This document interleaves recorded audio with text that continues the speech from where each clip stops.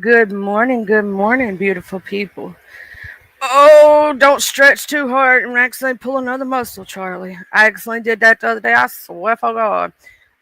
But anyway, I hope you're all having a beautiful day on this Thursday, on this True Crime Thursday, and I hope you're all having a blessed one.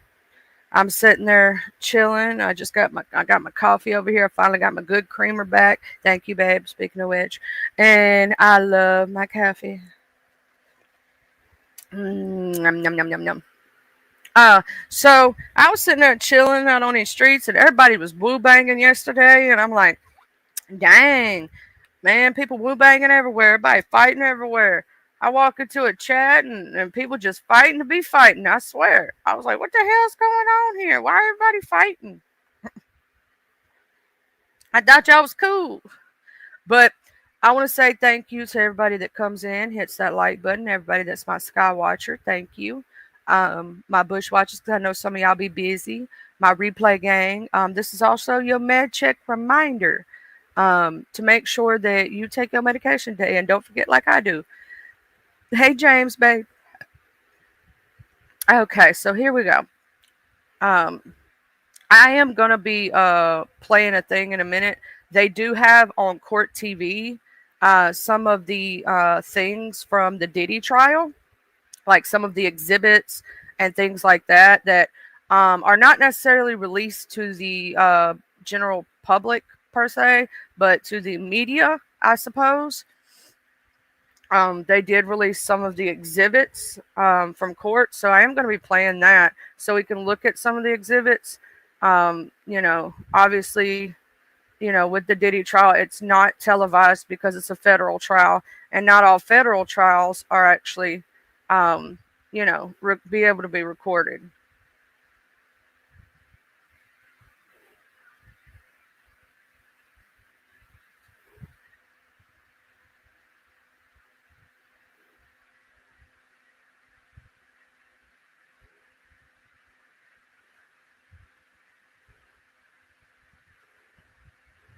Okay, so I think I have it paused at the correct spot. Hey, TNW Logger, good morning. Good morning. How are you doing this morning? I hope you're having a beautiful morning, and I hope you're having a great day. Um, you know, just wanted to sit there and say that. So I'm going to share screen. First, let me put up my content disclaimer. Y'all know I got to put up my disclaimer, chat. Under the copyright disclaimer under Section 107 of the Copyright Act of 1976, allowance is made for fair use for purposes such as criticism, comment, news reporting, scholarship, research. Fair use is used permitted by copyright statute that might otherwise infringe. Of course, we're using this for, educational on trials and to give our opinion on trials. Also, thank you to Court TV. If y'all don't know, they have their own website. They have a YouTube channel here on YouTube. The website is courttv.com/news. They also do have their own YouTube channel. If you would like to subscribe to their channel, it is Court TV. They do amazing work for the community.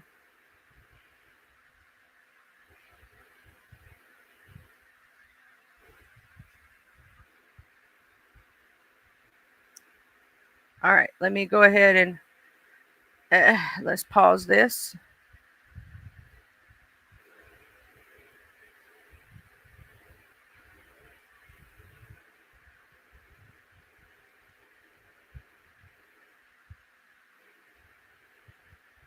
Happening. Oh, yes, the continuation of Diddy's sex trafficking trial. As you know, no cameras inside the courtroom. You see the courtroom sketch over here. But what we do have access to are the court transcripts of the actual testimony.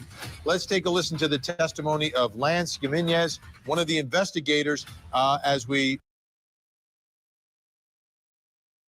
Good morning, Mr. Buster. Good morning. Recreate that testimony through AI. Now, you said that you observed the Porsche. Is that right? Yes. Did you form an opinion as to how the Molotov cocktail got into the interior of the car? Yeah. At the end of my investigation, I formed the opinion that somebody had lit it and dropped it, cut the roof, and dropped it inside of the front seat. So after making these observations as to the scene, what did you do next? We proceeded to look for any surveillance cameras. There were cameras there. I was informed that they weren't recording. We also looked for witnesses, canvassed the area. We only had one witness that was there, but they just came after the fire had already been set. So they didn't see the actual fire occur. And then I was able to speak with the victim of the Porsche in the home. What did your partner do? He took photos and proceeded to collect the evidence. We did collect evidence on scene. Investigator Jimenez, after reviewing the evidence that we've just looked at, what, if any, conclusion did you reach as to the cause and origin of this auto fire? I made the determination that somebody had taken that bottle, put gasoline inside it, stuffed that cloth inside it, lit the cloth, cut the roof of the vehicle, dropped it down inside. I believe that the cloth had fell out, burned, smoldered, and then the liquid splashed. And the bottle never broke, obviously. And then the fire just kind of self-contained inside the vehicle, causing damage, burn damage. And the origin was there on the seat, the driver's seat, that caused the most damage where the bottle had eventually landed. What, if anything, did you conclude about whether this was a random act? In my opinion, it was targeted for where the car was located. This car was not easily visible from the street. The car was not, there was another car in the driveway that didn't get targeted. So I believe the Porsche was targeted closer to the home. By the way, that car belonged to Kid Cudi, who had been dating Cassie. So, you put two and two together here. Wow. Powerful testimony.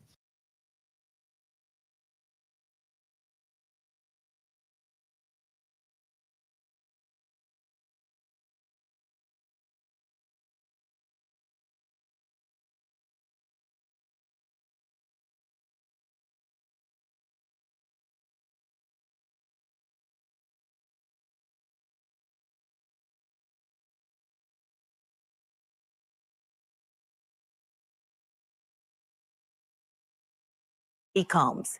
Capricorn Clark's account of Diddy's volatility and violence kicked off the third week of testimony. While most of the headlines point to what she had to say about the alleged Kid Cudi incident, Clark described in detail what that night in question was like, leading up to the torching of the rapper's car.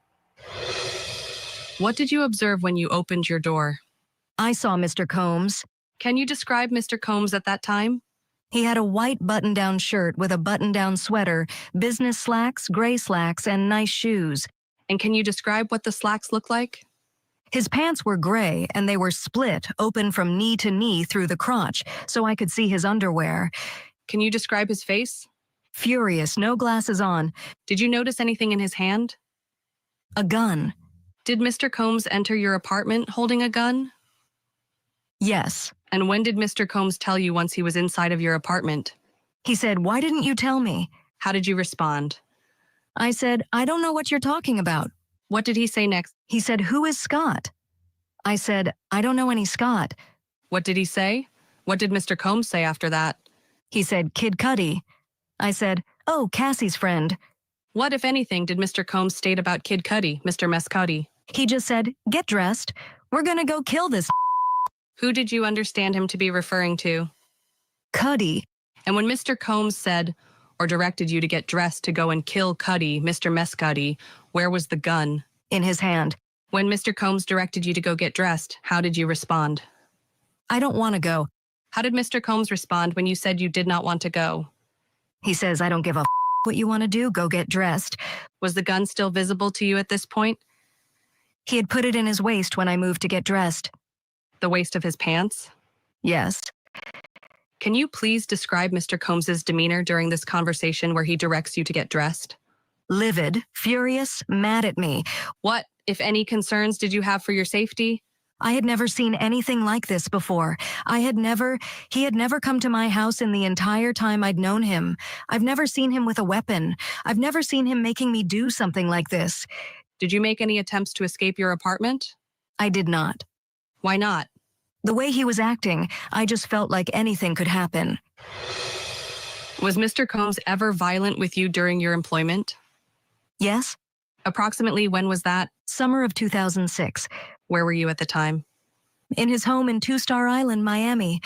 And what, if anything, did Mr. Combs tell you when you had arrived at Two Star Island in Miami? He told me, I don't care what goes on this weekend. You are not to leave this house. Did Mr. Combs later send you on an errand? He did. Where to? Pharrell Williams, who was a music producer, his manager came over and was dropped off by boat on the back dock for a quick meeting. He had me return Rob Walker to Palm Island, where they were shooting a video. Did Mr. Combs direct you to do that? He did. Approximately how long did you remain on the other island? An hour. What were you doing during that time? Hanging out. When did you next hear from Mr. Combs? About an hour in on the phone, I got a call. What did he say? Where the are you? What did you do after you got that call? I went back to Star Island. What, if anything, did Mr. Combs tell you when you returned to Star Island? He said, see, your problem is you want a life, and you can't have that here.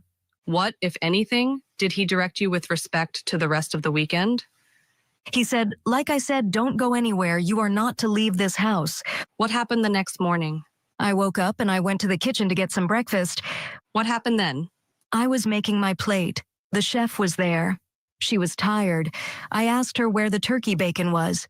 She said, there is no more turkey bacon. She was very upset from a long night. And I said, I hate it here. And what, if anything, did the chef then tell Mr. Combs in your presence? She then walked outside to where Puff was standing on the back deck and told him what I said. It exasperated her. He immediately looked at me and said, you hate it here? And he charged me. When you say he charged you, can you describe what he did physically to you? He ran towards me with his hands open and pushed me, my shoulders, and he started pushing me back. In what direction? Out towards the front entrance of the kitchen, through the butler's pantry. Approximately how far did he push you? About 25, 30 yards. And how was he pushing you? Just to make sure the record is reflecting the witness with open hands?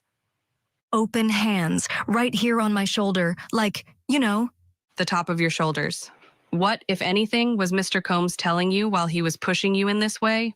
He said, you hate it here? Get the out of my house. You hate it here?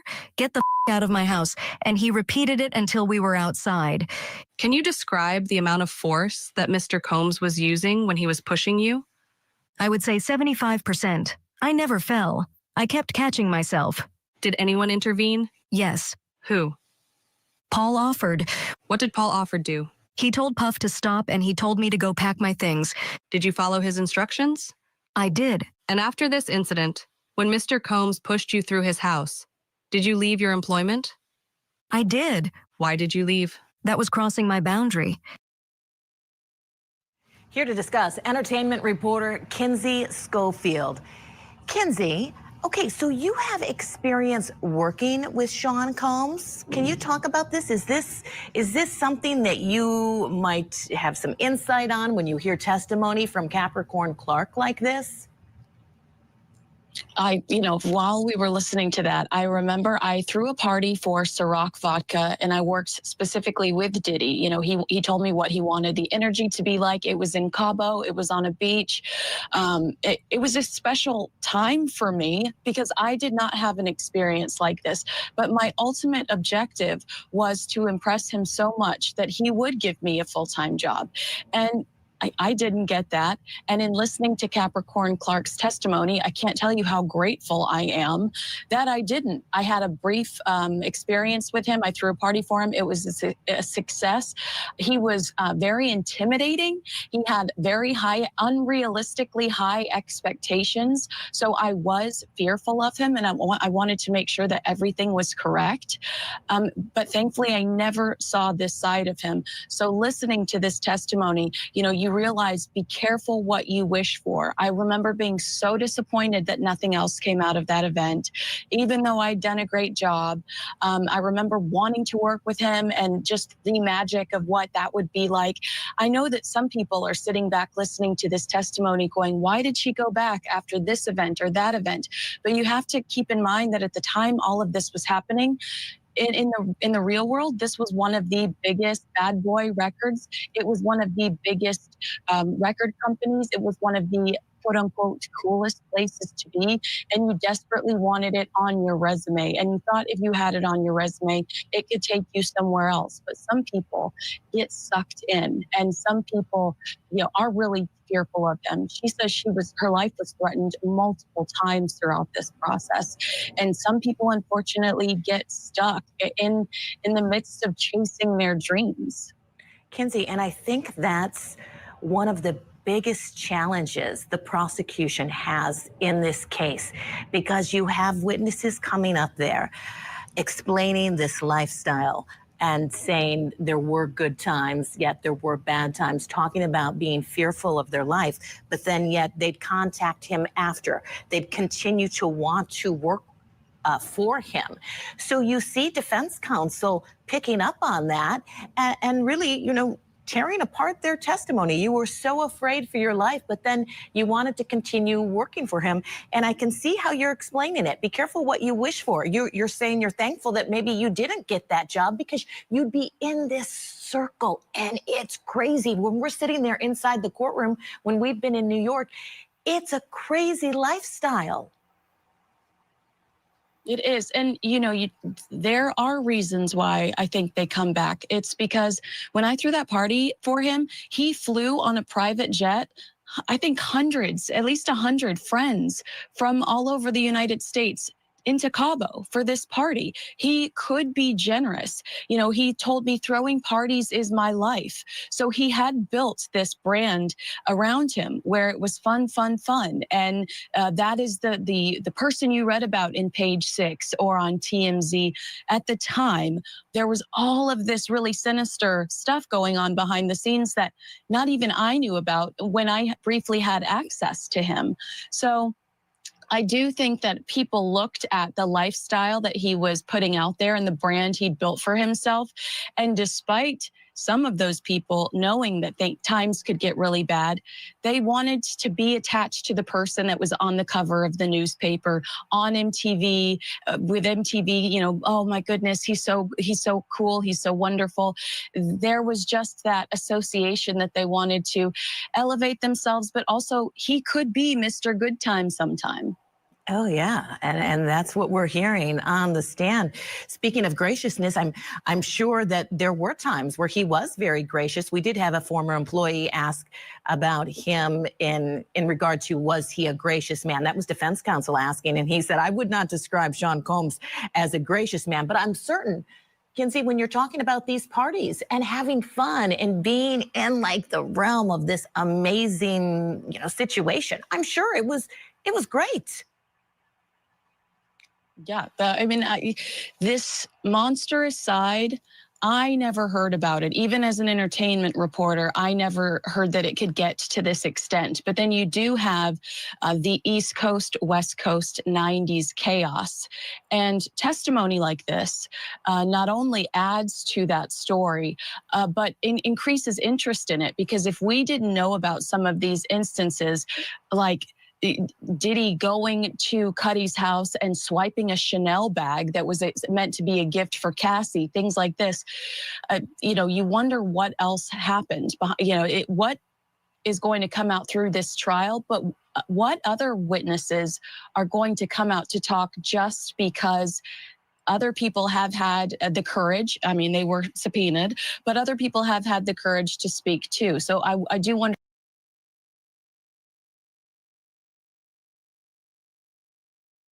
So, with the Diddy trial, there's a lot that goes along with it. These are some of the exhibits right here that were shown.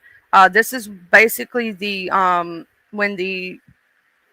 is the government exhibit from the federal sex trafficking trial. Sean Diddy Combs shows evidence collected at Kid Cudi's home in Los Angeles after his Porsche was torched. So that would be the Molotov right there with the lighter and everything. Then we have, let's see. We have Exhibit 2. This is the government exhibit of federal. This shows evidence collected at Kid Cudi's home. This was the Porsche. Okay. I'm guessing this was the, outside of the home. There's the Porsche again.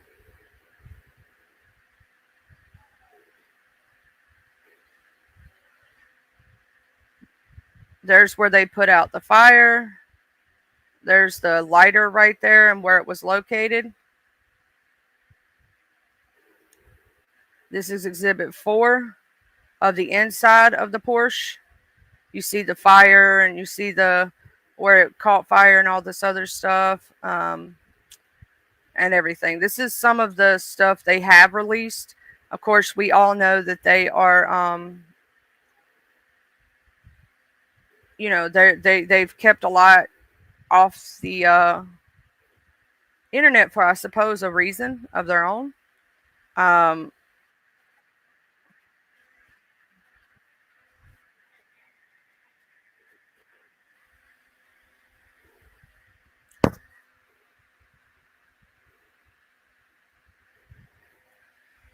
this is some more of the testimony from the lady right here we're going to listen to. This is the testimony from were there other individuals around you or aside from Mr. Combs and Mr. Offred in Central Park that night? She's talking about a situation that happened or whatnot. So we're going to listen to this right quick. Good morning, Mr. Mack. We're going over some of the things on the Diddy trial that have been, showed or whatnot. They're doing AI recreations because obviously we don't have actual video evidence from the courtroom itself. We have transcripts. Other individuals around you aside from Mr. Combs and Mr. Offert in Central Park that night? No. What, if anything, did Mr. Combs tell you at that time? He told me he didn't know that I had anything to do with Suge Knight, and if anything happened, he would have to kill me. What concern did you understand Mr. Combs to have? Objection, Judge. Sustained. What was Mr. Combs?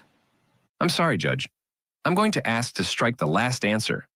I don't believe she answered. No, I mean the question and answer before. Grounds? 403. That's overruled. Ms. Clark, what was Mr. Combs' demeanor when he threatened that if anything happened, he would have to kill you? Calm. Did you have the opportunity to observe him in this conversation? Yes. How did you perceive this threat? Very serious. Why is that? I felt like there was some gravitas to the fact that he might have had issues with Suge. I'm going to stop you right there, Ms. Clark. What, if anything, did Mr. Offert state when Mr. Combs made that threat to you? Nothing. Was he nearby? He was. What was his demeanor? Calm. Stoic. How did you react when Mr. Combs threatened you? I said we'll just have to see. What did you mean by that? I meant there was nothing I could do in Central Park to convince him that I was a trustworthy person. I knew my character. I knew that I didn't have anything to do with any of that stuff that he would possibly have any. Objection, Judge. It's sustained. The jury should disregard the witness's answer. Ms. Steiner. Did you continue to work for Mr. Combs after this incident? I did. Why did you continue to work for him? I felt maybe I could have been more transparent. Transparent about your background? Yes. Was this the only time that Mr. Combs threatened you? No.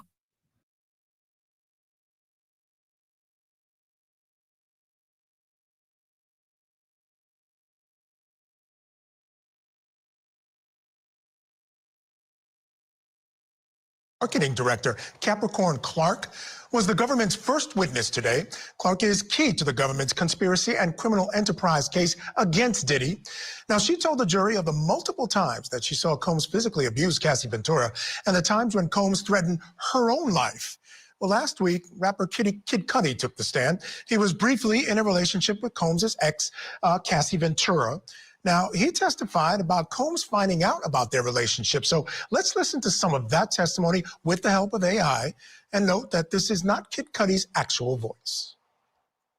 What do you do for work? I'm an actor and musician. Are you known by any other names? Kid Cudi. How do you know Ms. Ventura? We were friends and we dated briefly. How did you first meet Ms. Ventura?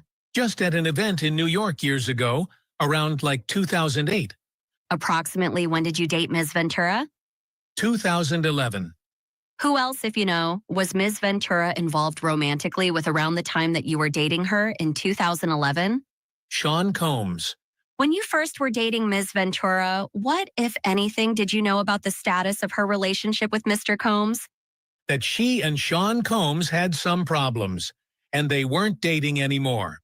I want to direct your attention to December of 2011. Did there come a time when law enforcement responded to your home in December of 2011? Yes, Why did law enforcement respond in December 2011? because I had a break-in. I'd like to start at the beginning of the day of the break-in. How did that day start? Well, I got a call from Cassie around 5:30, 6 a.m., and she told me that Sean Combs had found out about us. I was really confused, but she asked me to pick her up. She sounded really stressed on the phone, nervous, scared, so I went to go pick her up, and yeah, Why were you confused? because I didn't think she was still dealing with him. And you mentioned that you went to pick her up. Is that right? Yes, Why did you go pick her up? she wanted me to come pick her up, and she was also worried that he would come to my house because he asked for my address, and she gave it to him. When you picked her up, could you please describe for the jury Ms. Ventura's demeanor?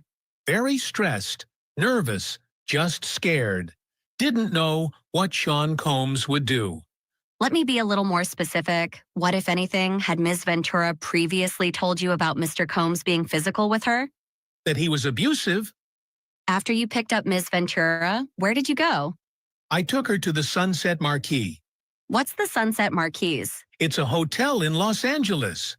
Why did you go to the Sunset Marquis after you picked up Ms. Ventura? I used to frequent the Sunset Marquis, and I just thought it was safe and just wanted to put her somewhere where she was off the radar.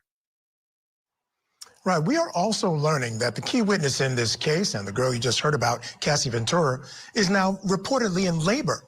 TMZ was the first to report this breaking development, and People magazine says they've confirmed the news with an unnamed source that Cassie is in a New York City hospital in labor with her third child. Court TV is working to independently confirm this news.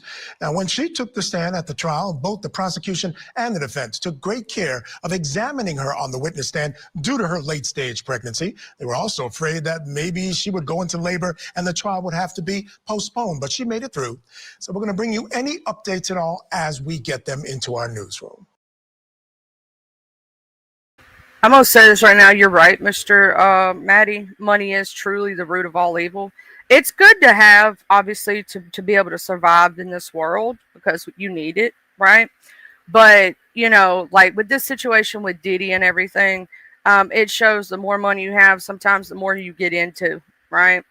And these people, a lot of them, even the victims, did this stuff for money. You know what I'm saying? Literally got into this stuff because of money. Like they wanted more money. These are some of the trials that are going on right now, which we know about the Karen Reed trial. I was trying to see if there was any updates on either the trials myself that I've been looking into. So I was looking to see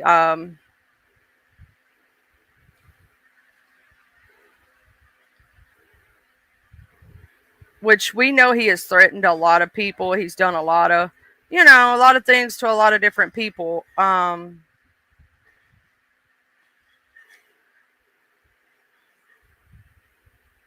That's the lady who supposedly she was found guilty of related to the death of her husband, Todd Stemmer, who was beaten and set on fire. I remember when that trial went down.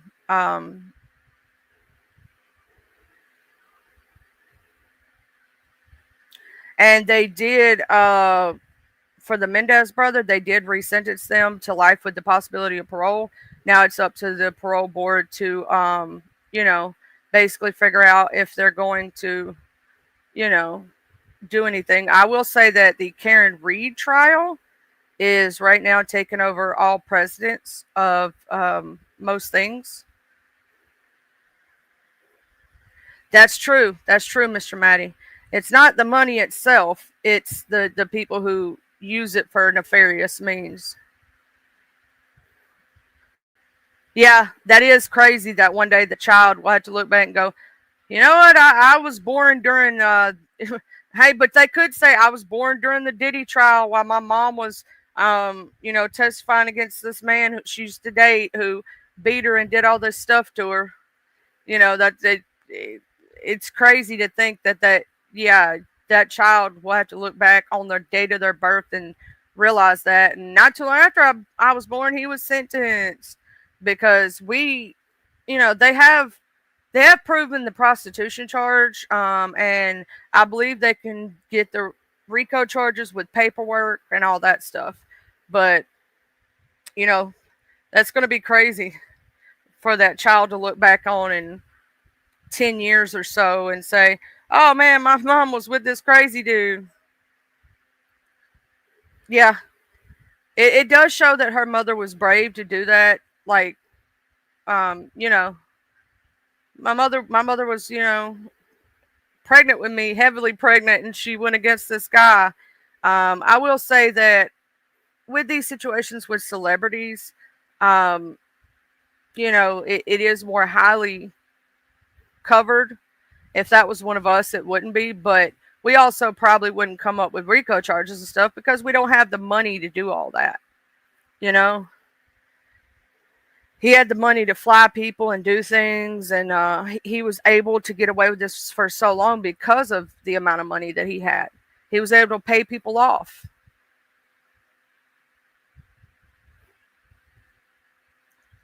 We're going to check the Karen Reed trial right quick and see what's new. We do have on the Karen Reed trial that this is the updates they have so far. While many of the facts and witnesses from Reed's first trial remain the same, there are some notable differences.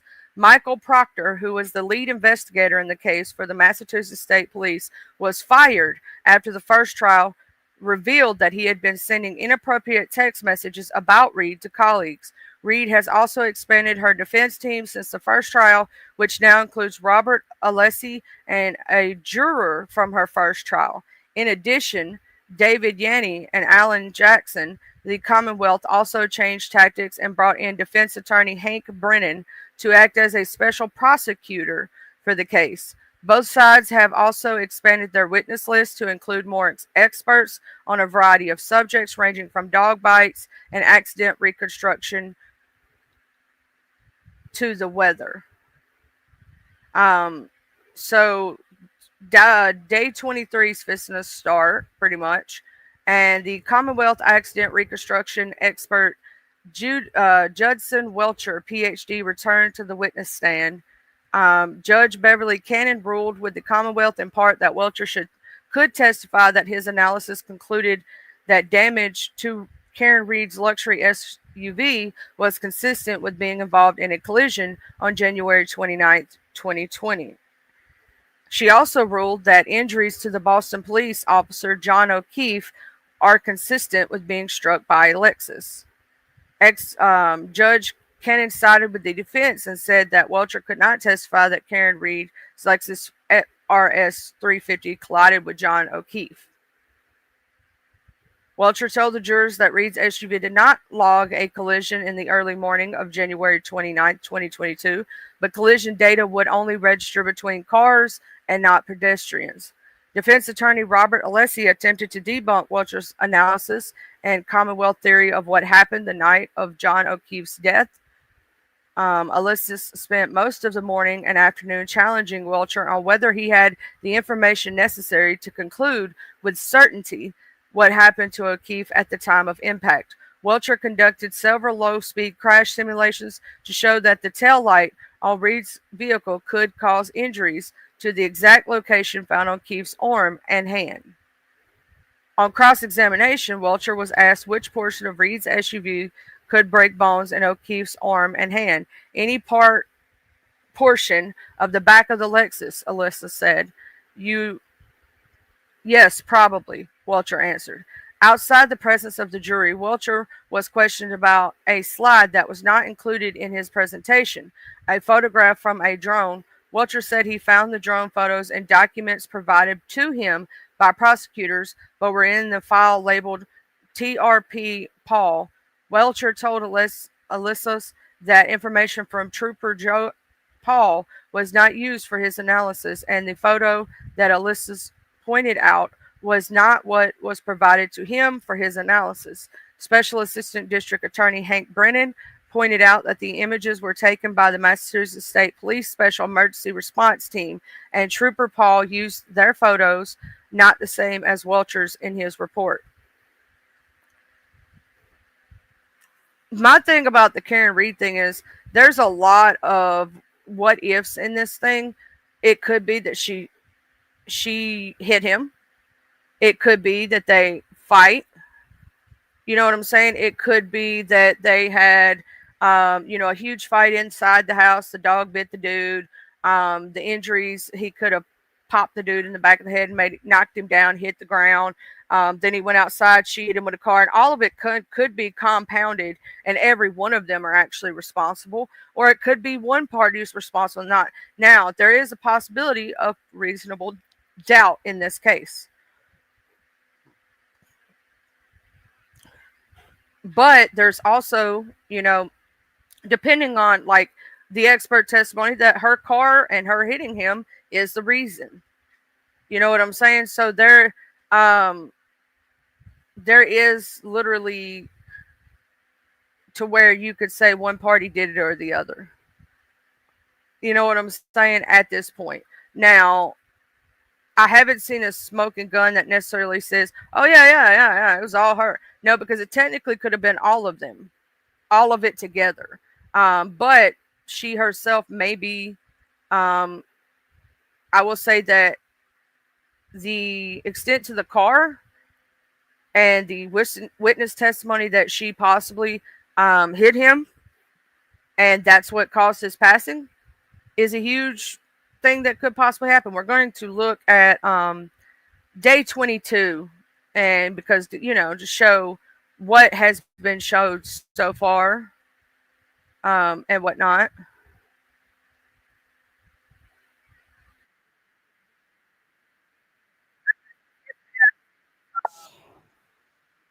Ads. Let's see. Let's get to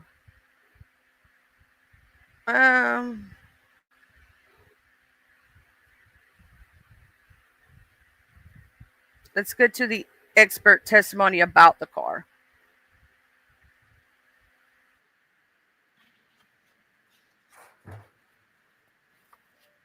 You want me to display it? Please. I'm going to ask you a question about a series of your slides regarding this effort. This is 110. Could you also follow through to 111, 12, 13, 14, 15? You want me to play the videos? You don't need to play the videos. I just want to acquaint you for the question. 111, 12, 112, 113, 114, 115. How many times did you engage in testing where your arm and forearm touched the rear right of the exemplar Lexus? 3 times. In any of those 3 times, did it ever leave any paint on the underside of your arm or forearm? No. If you could turn to slide 130, please. What? Could you go back one, please?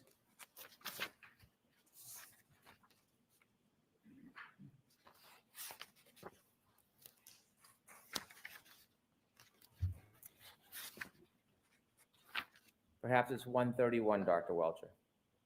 There we go. Could you explain the significance of this slide, please? Your Honor, this is... Oh, could you take that down, Dr. Welcher? Sure. Thank you, Mr. Brennan. We're going to move forward. Yesterday, when we left off, I had asked you. So we need to take this. Sorry. You could take the PowerPoint down, please. That was in a different spot on the slide. Hold on a second.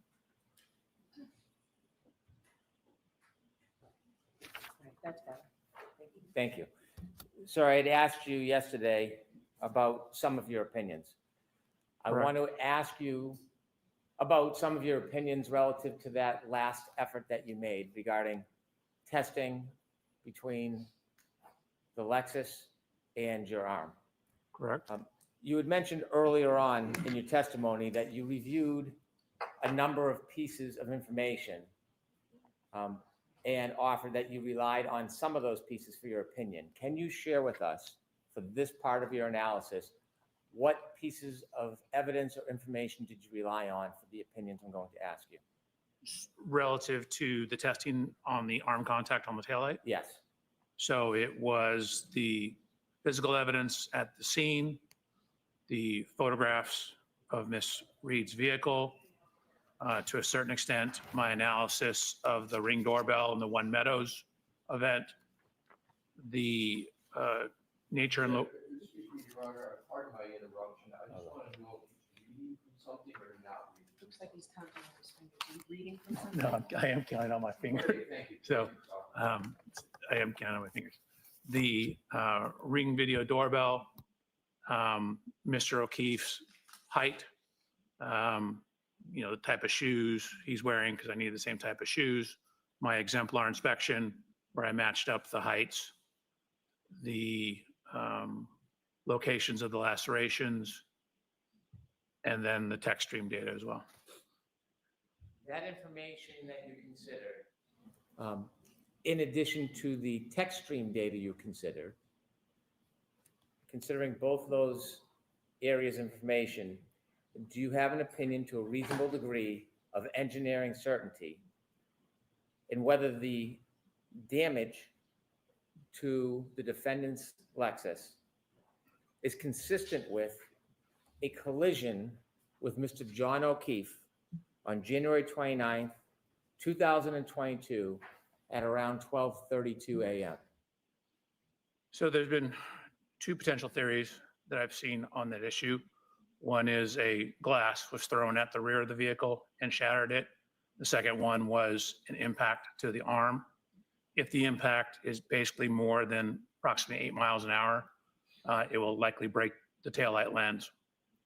Do you have an opinion whether, based on the data and based on the physical damage and your testing, whether that is consistent with a collision or a impact with Mr. John O'Keefe? It is consistent with the collision as long as it's greater than approximately 8 miles an hour. Do you have an opinion whether it's consistent with an impact or collision with Mr. John O'Keefe on January 29, 2022 at around 12:32 a.m.? With that caveat, yes. In your testing, did you consider, or do you have an opinion to a reasonable degree of engineering certainty, whether John O'Keefe's injuries on his arm, inevitably in the back of his head, are consistent with being struck by a Lexus identical to the defendant's Lexus on January 29, 2022? Yes, What's your opinion? that it is. It is consistent with being struck by a Lexus and ultimately contacting a hard surface such as frozen ground. And does that specifically pertain to January 29, 2022 around 12:30 a.m.? Objection, Your Honor. I'm going to allow that. Yes, it does.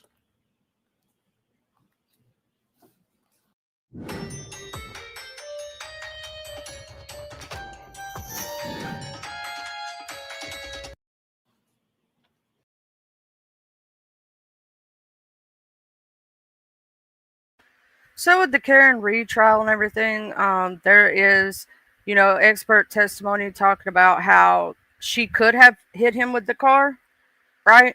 And then there's they're still going back and forth, back and forth, back and forth on, they're creating reasonable doubt at this point. Um, we'll just have to see how this one turns out, because it is possible, if reasonable doubt is intertwined in this case, that she could possibly, get away with this. Do I think that she had something to do with it? There's a very big possibility. Big possibility for her, big possibility for the people inside of the house. There's there's just so much there, and I feel bad that this gentleman is unalived. And will he get justice is the question. Will the real, what really happened to him ever fully come out? I don't know. That's the thing about with these true crime things, and that's part of that kind of stuff, is that the truth isn't always straightforward. Sometimes it can be like, okay, what I mean by that is she's not going to say if she did hit him. Okay, let's say it's a compound of things. Let's say the people and them got into a fight, dog bit him, he ran outside, she hit him with the car, and all of that is the reason that he passed away, right? It's not just one incident, it's multiple incidents. So not only should she be held responsible, it should also be anybody else that was involved in that situation. Let's say multiple people are responsible for his passing, right? It would suck to note that only one person went to jail for it when all of them should. So with this situation, it's always that possibility of reasonable doubt. It's always that possibility of that the person will get away with it. There's always that possibility, right? We're going to screen share something else. We're going to look at, just move around a little bit, do something that's a little different, right? True Crime Tales, the surge of real life inspired thrillers in Mollywood, based on a true story. This is surely one of the most chilling aspects we see, especially in horror or thriller movies, which makes us feel that, oh my gosh moment. Such true crime stories create an emotional impact on audiences that can never be achieved through a fictional or fabricated narrative. Tavino Thomas' recent film Nervetta tells the story of a 2003 Mutang incident. The film is inspired by real life events, though it is not directly a direct retelling of a single true story. In an earlier post, Trevino Thomas penned, I believe this is a topic that needs to be spoken about boldly and discussed. I hope it will be a film that will make you enjoy it with all of your heart in the theater and make you think after leaving the theater. The movie is receiving decent reviews for the audience. Kuman and human sacrifice issue. Jithu Joseph and Asif Ali's thriller Kuman arrived at the time when Kirill was shocked by the Alan human sacrifice case. Although the Asif Ali star is in no way related to the incident, the exact timing made the audience feel connected to the story and create a chilling effect. The same goes for the horror thriller film Roman Cham. The overall setting, humor, and scary atmosphere worked in a fictional kind of way among the audiences until the last title, based on a true story, popped up on the screen, showing the real life photographs and characters. We tried to understand the mental conflicts involved in honor killings. Malana and Turin Murthy's recent release thriller Thundarm may not be directly linked with the 2018 Kevin murder case in Carla, but the audiences reminisce such horror honor killings incidents that happened once and the end credits roll. Taking to OTT Play, Thurin Morthy said, it's not based on anyone's personal life. We tried to understand the emotional arcs and mental conflicts involved in honor killings, Thurin Mortley said. That Thurndom is an entirely fictional, and they took only references from such incidents to ensure authenticity. The impact of true crime tales. A true crime thriller delivers a much stronger impact when it is based on a real event or executed with reference to them. However, this doesn't necessarily mean that a story will lose its impact if it isn't drawn from actual incidents. Movies with literal a vast ocean and the audiences are like new inexperienced swimmers. Your only task is convince them to dive in and ensure that they find joy, pleasure in the experience. I will say that a lot of these based on true story are based on real events. They're dramatized for TV. So we see this a lot. Even in the documentary, and I'm doing air quotes, not documentary, but the TV show that they did for the I just said their name a while ago. The brothers, right? The Mendez brothers. Some of that was still dramatized in that TV show that was on Netflix, right? Some of that was still dramatized because nobody really knows everything that happened during that time frame because two of the people that were there are no longer here with us, right? So we only get the story from third party accounts or from the brothers themselves. We don't get the story from the mother and father. We don't get the story of what they were thinking or what they felt or what they were going through or any of that stuff, right? So we're only getting the story from third party accounts. So obviously it has to be dramatized. It can't be exactly true because the truth is person A tells you one story, person B tells you another, and the truth lies somewhere in between, right? Because every person sees things from their perspective, from their truth, right? But person A tells you story, person B tells you story, and somewhere in the center lies the truth. That's the way it always goes, right? So that's why, sometimes when I'm listening to some of these things and the victim is no longer here with us, we'll never fully know. We can guess, we can make theories, um, exactly what happened in that in the victim's mind and what really happened to the victim, right? Because the victim is no longer here with us to tell their side. So when we go through these true crime things and we go through this stuff, it's an A and B conversation, and we only get to see A's point of view. We never get to see B's point of view because B is no longer here with us. And between A and B, now we can now get cell phone text messages. We can do reconstructions. We can get expert testimony. You can hear witnesses say what they saw from their point of view. But, there's also the possibility that some witnesses may omit things or leave things out or not fully tell the truth because they themselves were involved in some instances, right? So we can get theories on what happened. And we can get from different people's perspectives and try to piece it together. And that's what the detectives' jobs are. Their jobs is to take all of this evidence and try to put it together to recreate the night that things happened, right? To recreate and to try to piece it together. Like when we watch these documentaries on some of these serial killers, right? They'll like basically the victims and what the victims say, we don't know if that's 100% true because obviously the victims are no longer here with us to truly give their perspective or their accounts of things. You know what I'm saying? So all we can go by is what the person who's still alive can tell us. So a lot of these true, even these horror movies that are based on a true story, are they 100%? No, they're also dramatized because obviously some things aren't meant for TV and you can't show some things. Like let's say we're talking about like I like the Conjuring series, right? With Ed and Lorraine Warren. Obviously those movies are based on Ed and Lorraine's timeline of things. So we may not have the full timeline on everything when it comes to them, right? We only know a portion of it.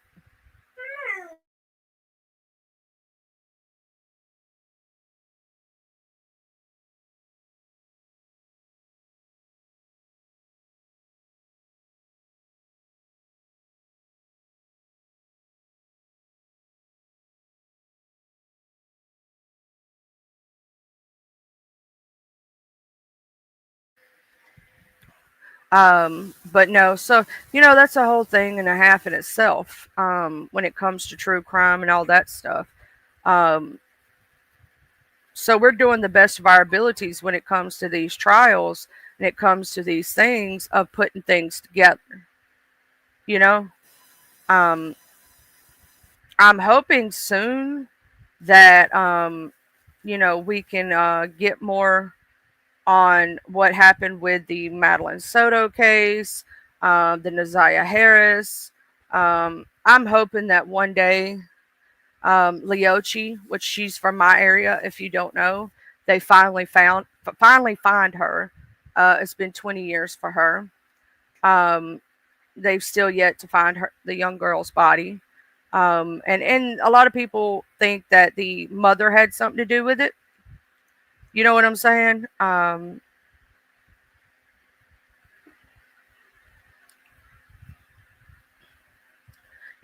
look, they, you know, I'm going to show y'all this right here. This is, the Bonnie and Clyde. Everybody knows about Bonnie and Clyde. Most people do. If you don't, we're going to. So that is Bonnie Parker and Clyde Barrow, right? We know that Bonnie and Clyde are infamous in the 1930s for robbing banks, killing 12 people, and posing for dramatic photos they left at crime scenes. Killed in around a 130 round ambush 91 years ago this month, their legend lives on through films, festivals, and even the bullet riddled car still on display today at the News Nation's Banfield explores this case in the True Crime Rewind. You know, when it comes to, true crime and stuff, you talk about like people like Bonnie and Clyde in the Old West, right? And how they and then the Robin Hood story. A lot of people think about, he stole from the rich and gave to the poor. A lot of people said the same thing about Bonnie and Clyde and about different ones, and that's how they became folk heroes at the same time. Not just dealing with their true crime. And people want to be like, I want to have a relationship like Bonnie and Clyde. Well, do you really want to be running from the police all the time? I'm just saying.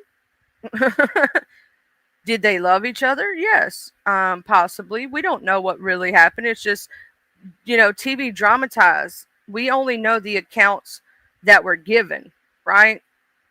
So we really don't know what went on and all these things. We can romanticize or guess or do these things. That's why I'm saying, like, a lot of TV shows that say based on a true story are usually loosely based on a true story. If y'all have ever seen the movie Lovely Bones, have you ever seen that movie? That movie was actually based on a true crime event. But it was loosely based. The Lovely Bones was actually loosely based on a true event that happened.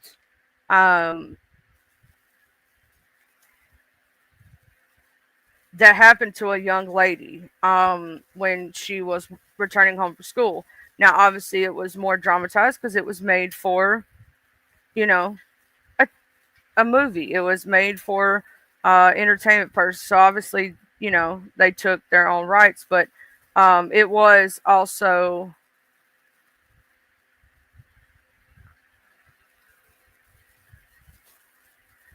Let's see, I'm gonna tell you, it was actually the name of the book that it was actually came from is of the same name, The Lovely Bones, the book itself. And the book itself is loosely based on a true story that actually did happen. Not exactly as the TV show says. There was a serial killer who actually did have a thing in the woods where he did abduct children. I'm trying to find the actual story behind it, though. That's why I'm, looking around and my brain is all like, woo.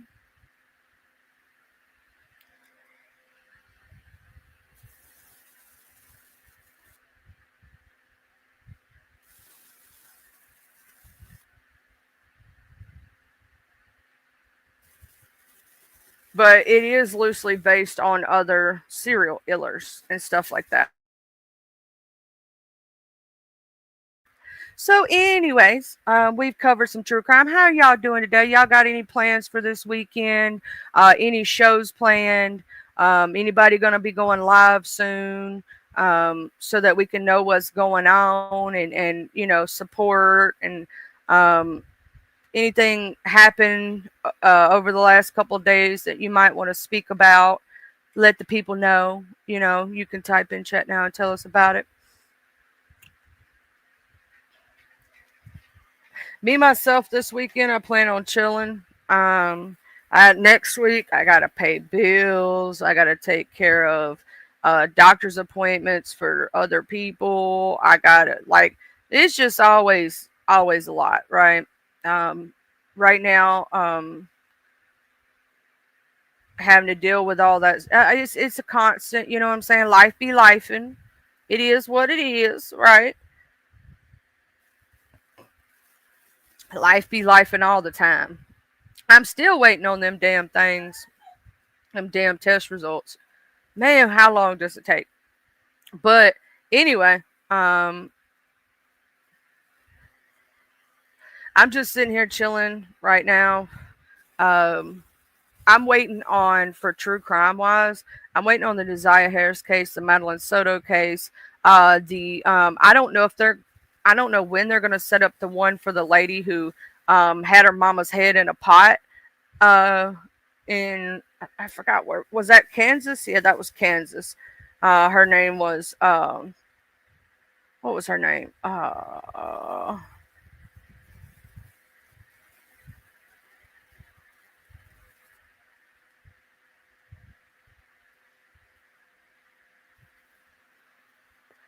Yes, Kentucky. I'm still waiting on that one. Her name is the victim's name is Trudy Fields. The daughter's name is Torlini Fields. She literally unalived the family dog. Like, this lady went off the deep end. Um, when they came up, she was very combative. They found part of her mother's body in the on the property. They found you know her head in a pot, like, no lie, and like she was cooking her mother in a pot, which is weird.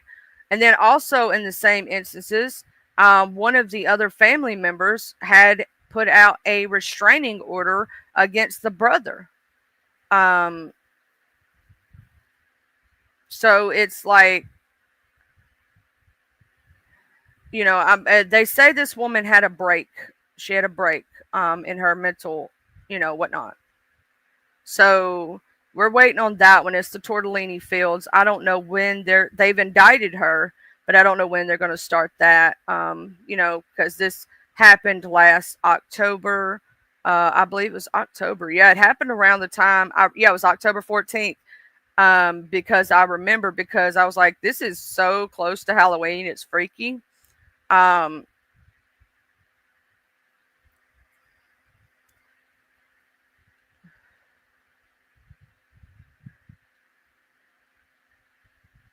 Yeah, her arms, legs, and head were all removed from the body, later identified as Trudy Fields. According to the citation, troopers also found multiple body parts and organs inside of a folded mattress next to the body. Trudy Fields' head, hands, and feet and forearms were in a pot on the kitchen stove, court records explain. Torlene Fields heated the body parts in the oven until they were charred, according to the documents. On the same day, Torlene Fields is accused of murdering and dismembering the victim. Court records say she intentionally tortured and killed a domestic dog. Torlene Fields' bond is set at $1.5 million. The October 14 court records show a plea of not guilty was entered for the 32-year-old who was appointed a public defender. She is scheduled to return to court October 23rd at 8:30 a.m. So that situation is still ongoing. The Tortellini Fields case, that one is crazy, and um, there's been a few that have been like out of this world. Um, let me see if there's been any updates on her stuff. Tortellini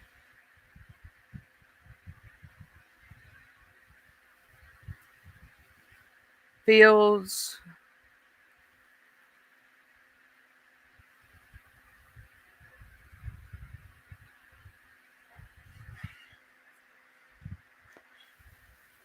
Torlina. I guess that's how you would say her name. Um, but I was going to see if there was any updates.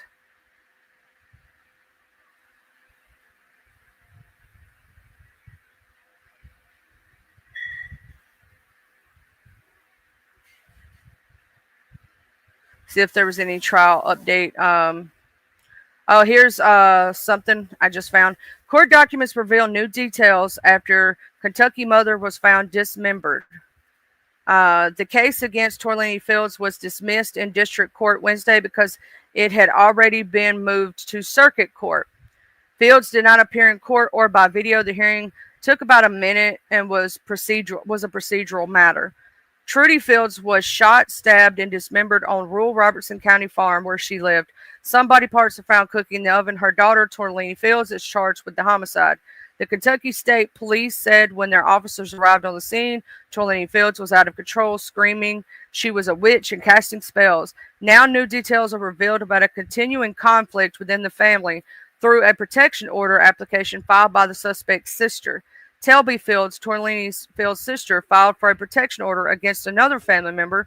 WLWT is not naming the other family member. It was her brother. I've already seen the case documents and watched it.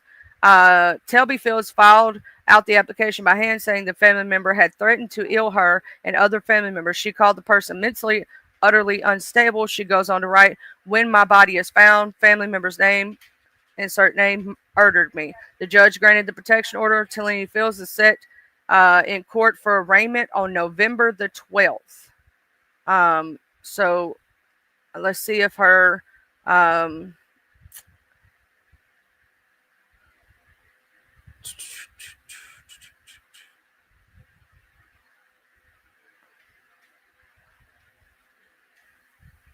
I don't see they're still talking about the protection order here, but I don't see anything new since 2024 on that in October. Even though she was supposed to be put up in November for her charges or whatnot. Hold on just a minute.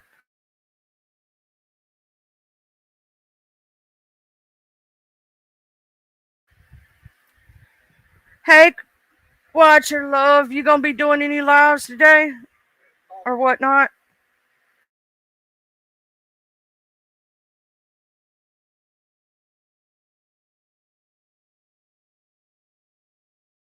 You gonna be doing any lives today, love?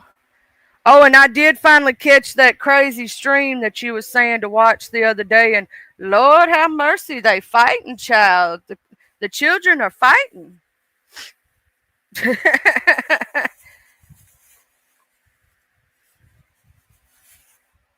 Drama, drama, drama for your mama. Okay. I just had to say that. I saw that the children is fighting. Lord, sweet baby Jesus. Which we knew that would happen. We know that happens. You know what I'm saying? When that's all you live for, you're going to fight with each other. You know what I mean? I myself don't live for drama. Nope, no drama for your mama. I just want to know, you just rolled out of bed, girl. Did you take your medications yet? I don't know if you're on medications. I'm just saying, I got to do the med check reminder that I do for everybody. In a little while, I'm probably gonna get off here and lay down and stuff and whatnot. And chill for a little while and maybe play some games, maybe chill, maybe watch something. I don't know yet at this point in time. I do know that over the weekend I'm just going to be chilling because I know next week's going to be kind of busy, paying bills, taking care of old people, taking them to doctor's offices, different things like that. I'm always taking the old people to their stuff that they need to do and making sure they're okay and all that stuff.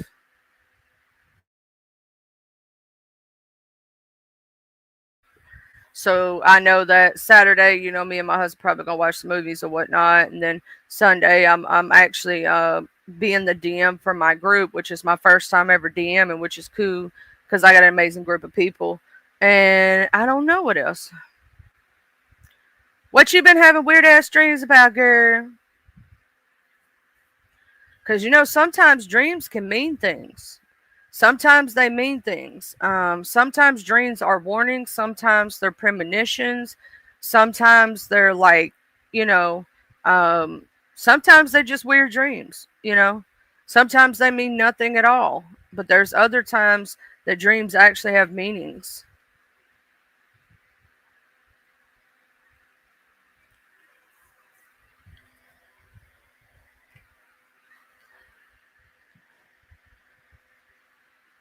Also, puppy training.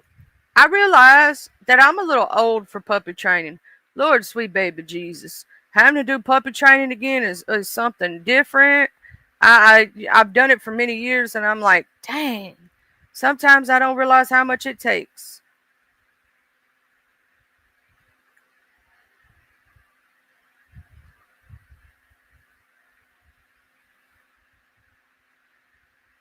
Sometimes we forget.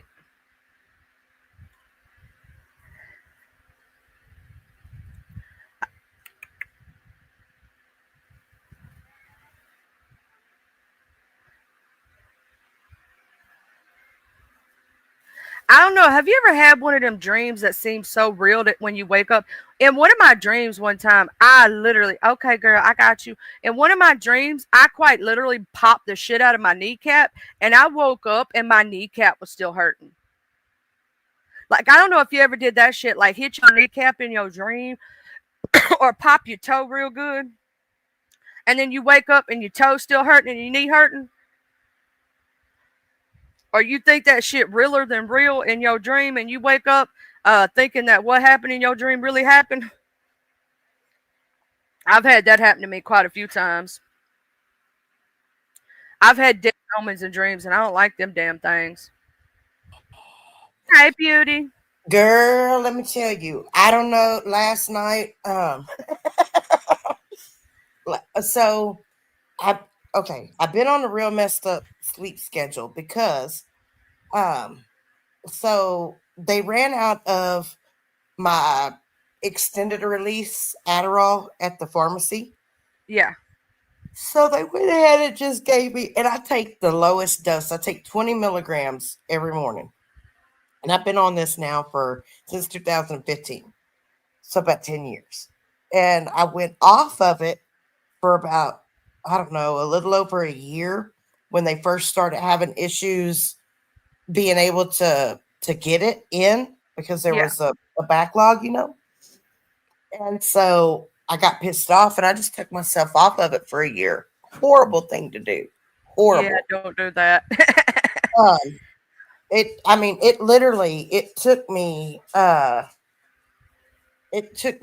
about 6 months to even feel normal.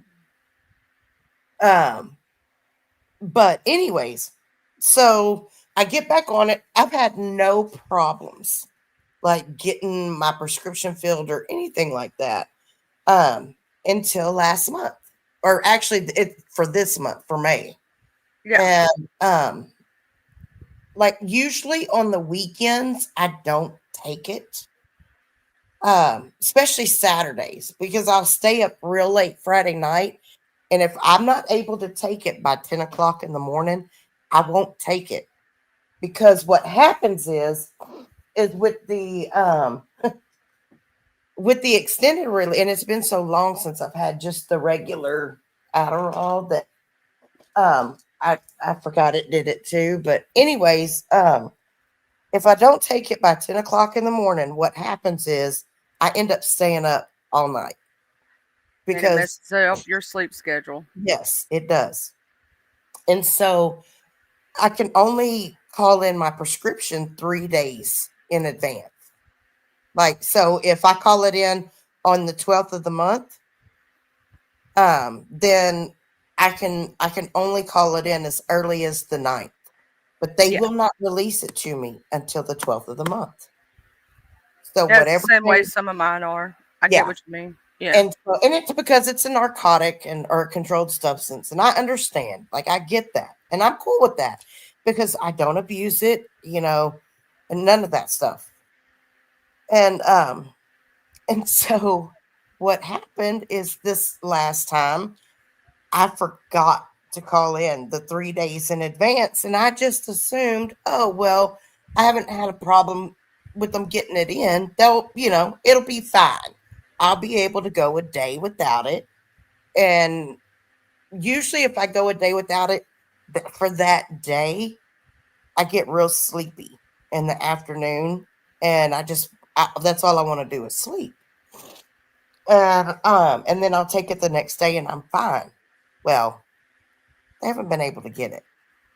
I hate when that happens. Yeah.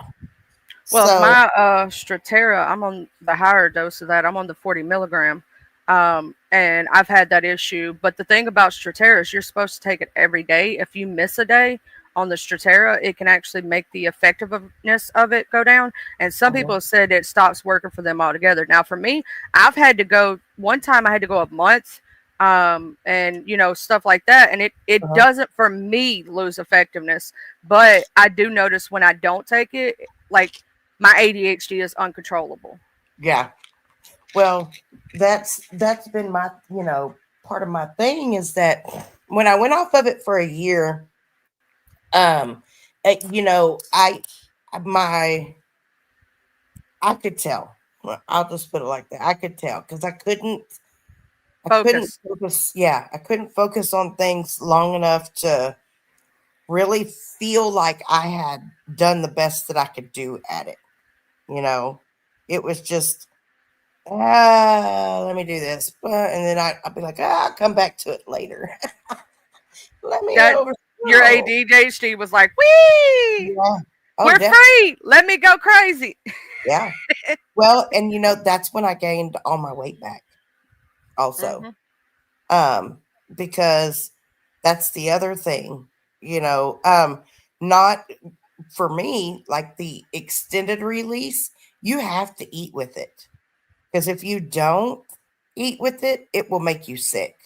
It'll make you throw Mine up. does that. Mine, Mhm. mine. They'll tell you have to eat when you take it, or you'll get stomach pains. Like the only thing side effect I got of this is when I first started taking it, like my stomach would be real upset. But then after a week or so of the medicine getting in my system, that stopped happening. Yeah. But for the first like week or so, I kept having like stomach upset. But then after that, I was fine. And of course, when they went from the lower dose to a higher dose, that was a thing. And I noticed, y'all probably have when I went a day or two or whatnot without it, how bad my ADHD starts acting up. Mm-hmm. And then you have that crash. Here's the problem with ADHD: you get that super energy spike, and then all of a sudden you crash like you're on a super sugar crash. Yes. And it can be very tiresome, and you have no focus, and it's terrible. It's just terrible. Yeah. Well, see, and that's exactly what, like, I'm on the. So I went through all of that. I went, when I didn't have it, and I probably went a week, right at a week without it. Well, thank God it's hereditary because my mom was able to give me some of hers to get me through until I can get my prescription filled. Well, she's not on the capsules, she's on the tablets. Um, and so um, it's getting reacclimated to Yeah. those because and still, if I'm not able to take it by 10 o'clock in the morning, I'm not going to take it. Even though with the tablets, I don't have a tendency to stay up all night. I get tired in the evenings when it starts to wear off. But I guess because I went for, a week without it, that my shit's been fucked up. Oh yeah, yeah. You got to get reacclimated, get your schedule back on, and it's going to take a minute. Because when my sleep schedule gets thrown, sometimes I don't know what it is about weekends, right? But for some Hmm. reason, like I'll end up like trying to fall asleep on Friday night, and that's why sometimes you'll see me in fumbles and different people's because I end up can't fall asleep, and Yeah. for some reason, and then it messes up my whole sleep schedule for the next week, and Yes. so like because I'm up every morning at 8:30, right, or 7, to make sure I'm straight for my stream, right, and that staying up just a little bit on Friday, Saturday, or Sunday catches me on the weekday. So I'm like, oh my god. Yeah. Yep. And that's, and I've always dealt before I was ever on any medications. Like I've always had insomnia, always. Same. And the only thing that there's two things that have ever regulated my sleep. That is being consistent with the time of day that I take my ADHD medication. And the first thing before I was ever diagnosed with ADHD is they put me on the lowest dose of Seroquel, and it was I think it was Seroquel and Ambien that Oh, I they don't can. like Ambien. Ambien sucks. Oh, girl, Ambien is a party. Well, they put me. I'm gonna tell you what. Ambien doesn't make me sleep. They gave me the Ambien CR, right? It doesn't make me sleep at all. In fact, I can't sleep while I'm on it. It does the polar opposite of what it should Really? do for me, and I feel like crap the entire next day. I'm talking about. I feel like I got run over by a Mack truck. Hey, Mr. David. Good Hey, morning. David. Now the That's one great. sleeping medicine that works for me is called Tretazone. Tretazone works for me. It doesn't make me feel weird the next day. I found the perfect dosage when I do need it. I don't take it all the time, but when my sleep schedule gets really messed up or I really need to go to bed because I got something important to do the next day, I'll take it. 50 milligrams is too low for me. It doesn't do anything. 100 is too high because she actually did switch me up to the 100 and I felt like drunk the next day and I'm like, I can't do this. Yeah. And so I found out that 75, which is the happy medium for me, which is 1.5 tablets, is my happy medium for myself. Because that's what you have to do with sleep medicine. You have to figure Yeah. out what your dosage is. Because one person's maybe like, I have a high tolerance to any kind of upper because of my lowers, downers. Yeah. Because of my ADHD. So I have a high tolerance to that. I have a low tolerance, however, to uppers. They make me jittery and all this other stuff because of my ADHD. Like even energy drinks. I don't drink energy drinks because they make me jittery. You know what I'm Oh, saying? Now I can drink coffee. Coffee doesn't do that to me. Coffee don't even really make me wake up or anything. In fact, I could drink it right before I go to bed. It's yeah. just I like coffee. Um It's funny but 'cause I'm the same way. I can drink coffee anytime. And Mhm. it'll give me about, like, for example, when I go to Dutch Brothers, I'll get a large camp and cold brew ice with 2 extra shots of espresso. And the people look at me like I'm nuts because it already comes, so it ends up having 3 shots of espresso in it. And I can drink that and it gives me a little clarity for a few hours. But then after that, no, I'm good. Let's go night night. I'm Yeah, like, yeah. For us, it works differently. You know what yeah, I'm saying? In it fact, does. for some people with ADHD, they'll tell you that coffee will make you want to go to sleep. It has the like cold Yeah, medicine. You want to hear something funny? Okay, when I was a kid, my mom, we found this out through the hard way. Um, I can't take name brand NyQuil to go to sleep when I'm sick. It makes me bounce off the walls. yeah, But I can take the off-brand version of it and it does work. And I don't know what the difference is, but more so, my mom would give me Robitussin PM because Robitussin didn't do what name brand Nyquil does. For some reason, name brand Nyquil, when I take it, the sleep effect does not make me sleepy. It makes me go wee. yeah. Hey, Miss Beth. I've had issues all my life with um, prescriptions that are supposed to do, the doctor will say, well, this will help you do this, or take this over the counter medication for this, or whatever, whatever, whatever. Well, it finally got to a point when I was in my late teens, I quit taking anything. Like I even now, if I get a headache, I will not go grab an aspirin or a Tylenol. Nothing.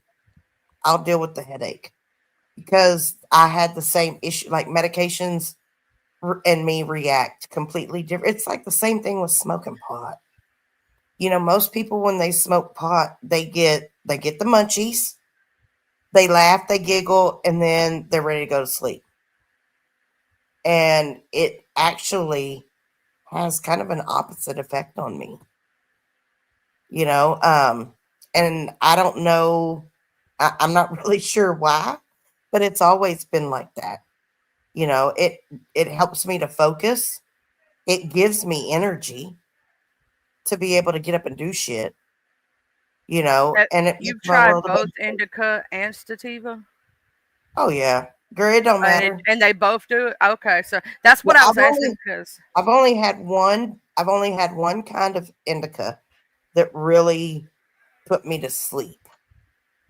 And it wasn't even honestly, it wasn't even smokable. It was an edible, a gummy. And gummies don't usually affect me at all because of my metabolism. yeah, my metabolism is high. I'm on a narcotic, right? And so I have to take a drug test every 3 months, right? Yeah. And that's state law anywhere. And there have been many times that I've passed it, and I looked at the lady and I go, "How did I pass that?" Here's the thing: as you know, the amount that I take, it should be in my system all the time, right? And Mm-hmm. there's been quite a few times, and she told me, she looked at me, she said, "There's some people that metabolize it faster than other Yeah. people." And it can move out of your system a lot quicker than let's say somebody else, and because I Yeah. asked her, because I was like, I got a superpower. Right. No doubt.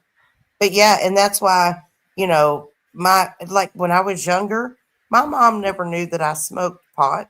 She couldn't tell because it didn't do the same thing to me that it does to normal people. And man, I'll tell you what, I've really, now that I get it prescribed, I don't smoke near as much.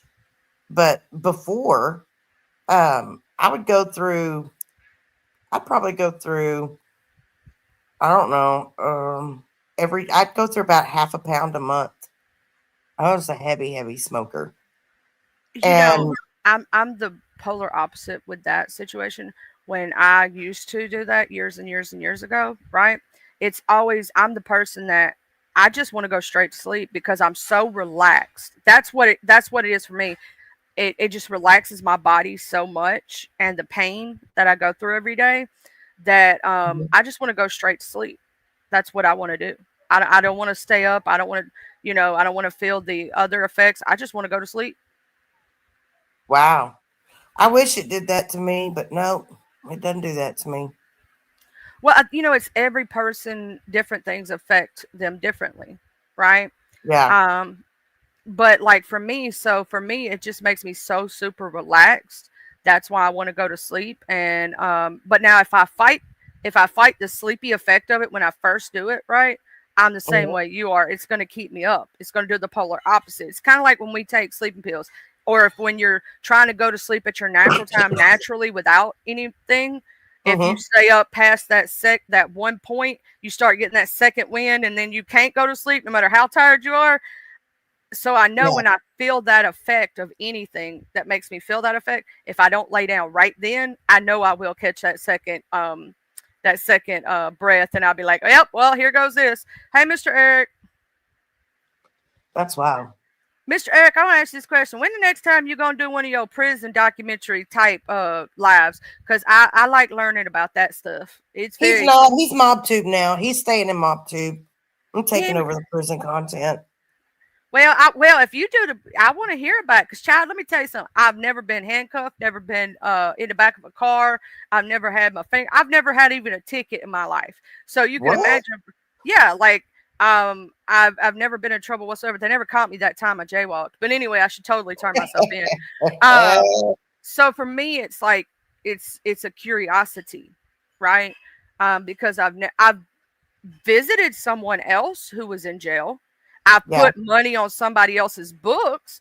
I've went to, that I've seen from that side, but I've never seen or thought about it from the other point of view. And I was thinking about being a CO at one time. And there was also the time that I was thinking about being an FBI agent, but that's a whole other thing. But then I realized I've had my neck and back conditions since I was 15 years old because of a bus accident that was out of my control, right? Yeah. So I knew that's also why I couldn't go into the Marines, and a lot of things that I wanted to do as a young child, and my mind and my brain told me I could do all these things. I realized I couldn't pass a physical because when they go to send me to the doctors and they go to do the MRIs and all those things, they're going to find my condition. I have now degenerative disc disease as young as I am because of this wreck. And so I knew that they wouldn't allow me to do it, if that makes sense. Like I would get, no, you're not physically healthy enough. Blah. Yeah. I've never drawn a check for it though, still to this day, but I'm still going about my business. That I've always I can remember being a little kid. Like the first career that I ever wanted besides living on a big ranch with a lot of cows and horses, because that's what I wanted when I was a kid until I was probably about 6. And then from about 6 until I was about 10 years old, maybe 12, I wanted to be an attorney. I wanted to go to law school and be an attorney. And then I found out how long you had to go to school. And I was like, I wanted to be a lawyer too at one point for some reason. I thought it'd be cool to be a lawyer. And then I found out how actually what stopped me from going into law school was how competitive it is to even get into law school. Oh, see, that didn't bother me because I've always that kind of stuff doesn't bother me at all because I've always been smart enough. I never had to study ever, not even in college. Like I just didn't have to. And I made A's and B's. I was good, good student. And I don't understand it. I don't know why. It's the same thing with, when I start a job. I catch on to things really quick. It takes I have to figure out ways to, and maybe it's because of how I learn. Because I have to associate things and I don't know. But I never had that issue. It was like I remember it was right as I was turning, either 12 or 13 when I found out that you had, 4 years of undergrad school in college, and then you had another about 8 years to get your It's about 10 years. It's 10 years altogether. Yeah, I looked that up too. That was one of the things. Then I also looked up the fact of here. It's not just the 10 years, right? That you think you got to think about. You got to take all these tests. You got to do all these things to even qualify to get into the schools, right? Yeah. If you get in, and most of those people that get into law school, their family already has money and influence and things like that. And so it's a very competitive field because I was thinking about Harvard, Yale, things like that. I was thinking big, big, big things. No. Yeah. See, I went to as far as criminal justice goes, there's 2 schools. So Sam Houston State University has a criminal justice program that is world renowned. And then there's John Jay School of Criminal Justice in New York City. And those 2 schools right there are top of, as far as criminal justice itself goes. And then, you've got different schools that you can choose for law school or whatever. But I really, really wanted to get my undergrad at Sam Houston, which I did. And then I wanted to end up transferring to John Jay School of Criminal Justice in New York City. And I was like, yeah, no. And then I started looking at the cost. And I was like, yeah, no, we're not doing that. I can just go to Sam Houston State, graduate, work for TDC, and become a warden. Because that was my next thing. I wasn't going to be an attorney. I wanted to be a warden. Have y'all Yeah. ever thought about possibly doing a show to where you have on one side people who are COs and or had worked in that field somewhere or another, and then on the other side have the inmate perspective? That would be really cool. Also, hey Shaka, hey Miss Well, Perdita. that was kind of what Eric and Sailor were doing at first, because Sailor was supposedly a correctional officer. Um, but yeah, I would love to. I mean, it would be really awesome. The thing about it is that I've known so many people that have been convicts that I mean, I pretty much know both sides of it now. You can speak from both points of view. I No think shit. that would be pretty cool, and like the fact of a lot of us who have never been to jail or and even been booked for anything, we don't know how the booking process works, right? We know a little bit what we see on crime TV shows and different things like that, but it's different hearing it from perspective of people who've actually been through it. Yeah, You well, know I what can I'm tell you saying? the booking process is boring. It sucks. They do things on their own time. Like when I got arrested last year, um, my bond by the time I got there, like my bond was already in the process of being paid, and paperwork process within 15 minutes of me being there. I was not even booked in yet completely. I mean, they had gotten my name in the system, and they were they had taken my pictures, um and we were in the middle of doing my fingerprints when she came around, and she was like, Yates, your bond has been paid. They're processing your paperwork now. So we're just be aware. And I'm like, I'm talking 15 minutes of me being there. So they finished getting me booked in, which I mean, total took about, I don't know, 20 minutes for them to, get my pictures done, get my all my information entered, get my fingerprints done, and then set up everything where I could use the phone. And I sat in that motherfucker for 6.5 hours waiting for them to release me. Goodness gracious. Yeah, it should have been a book in, book out. Period. No, my bitch ass sat there for 6 hours watching these crazy fools coming down off of K2 or whatever else they were on in there, and they sit, the men and the women all sit on the same side where I was, and there was like four of us women and like 10 guys, and and you're not supposed to talk to the men, or anything like that, but they're sitting right there, next to you or whatever. It's like, are you kidding me right now? Which I knew a few people in there. So I be and done even made friends with everybody.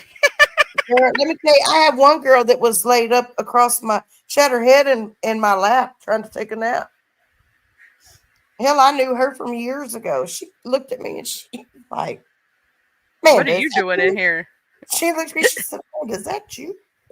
I said, "Yeah."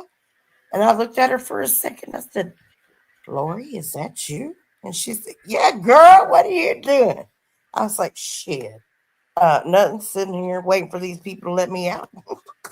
She said, and then everybody wants to know what you get arrested for. What's your charges? And I'm like, some damn bunk ass weed. And they're like, oh. And then they don't even want to talk to you no more. They're like, yeah, whatever. You know. And then you had a crazy dude. I don't know what the hell he was on, but he was over there. He went from preaching to cursing to preaching to cursing. And then he was telling this other dude that he didn't want none of him because he would fuck him up. And I mean, it was not. I make it sound a little more exciting than it was, because that was the first time I've ever seen no shit like that. But it wasn't really that exciting, I can tell you. And then they're making everybody else change clothes because I mean, they're not. They already knew I was bonding right out, so they didn't make me change clothes. They weren't going to take me back to the actual cells because they knew someone was on their way to come get me. But um, I didn't have to go in any type of holding cell or nothing. Didn't have to be strip searched. Nothing. I mean, they literally walked me in, sat me down, finally unhandcuffed my fat ass, and they wrote up my charges in one room and put that all into the computer, and then they took me into the actual processing unit because you have to go through these doors. And when you go through these doors, it runs you through a metal detector, and then they actually have a scanning machine like that Oh. scans your, yeah, ours does. They have that scans your body. Um, and that's in case, you know, women have stuff held under their boobs, which I didn't even have a bra on. Hell, I wasn't doing nothing but riding around. Yeah, you wasn't going nowhere special. My hair was wild and everything else. And so they did that, and then they don't even do the ink fingerprints anymore. It's all electronic, you know. But they still have to roll your, you know, fingers across the thing to get good fingerprints. And once they did that, they were just like, "Oh, you can take a seat. We got a thing of water over here. Bathrooms are over there. We'll have your number so you can use the phone because you have to have a number to even though my phone calls were free, you have to have this number to be able to dial out to get an outside, you know, to be able to get an outside line or whatever. You have to put in a number, and which was weird. I'm like, why the hell you just don't have a damn? I guess so. I don't know.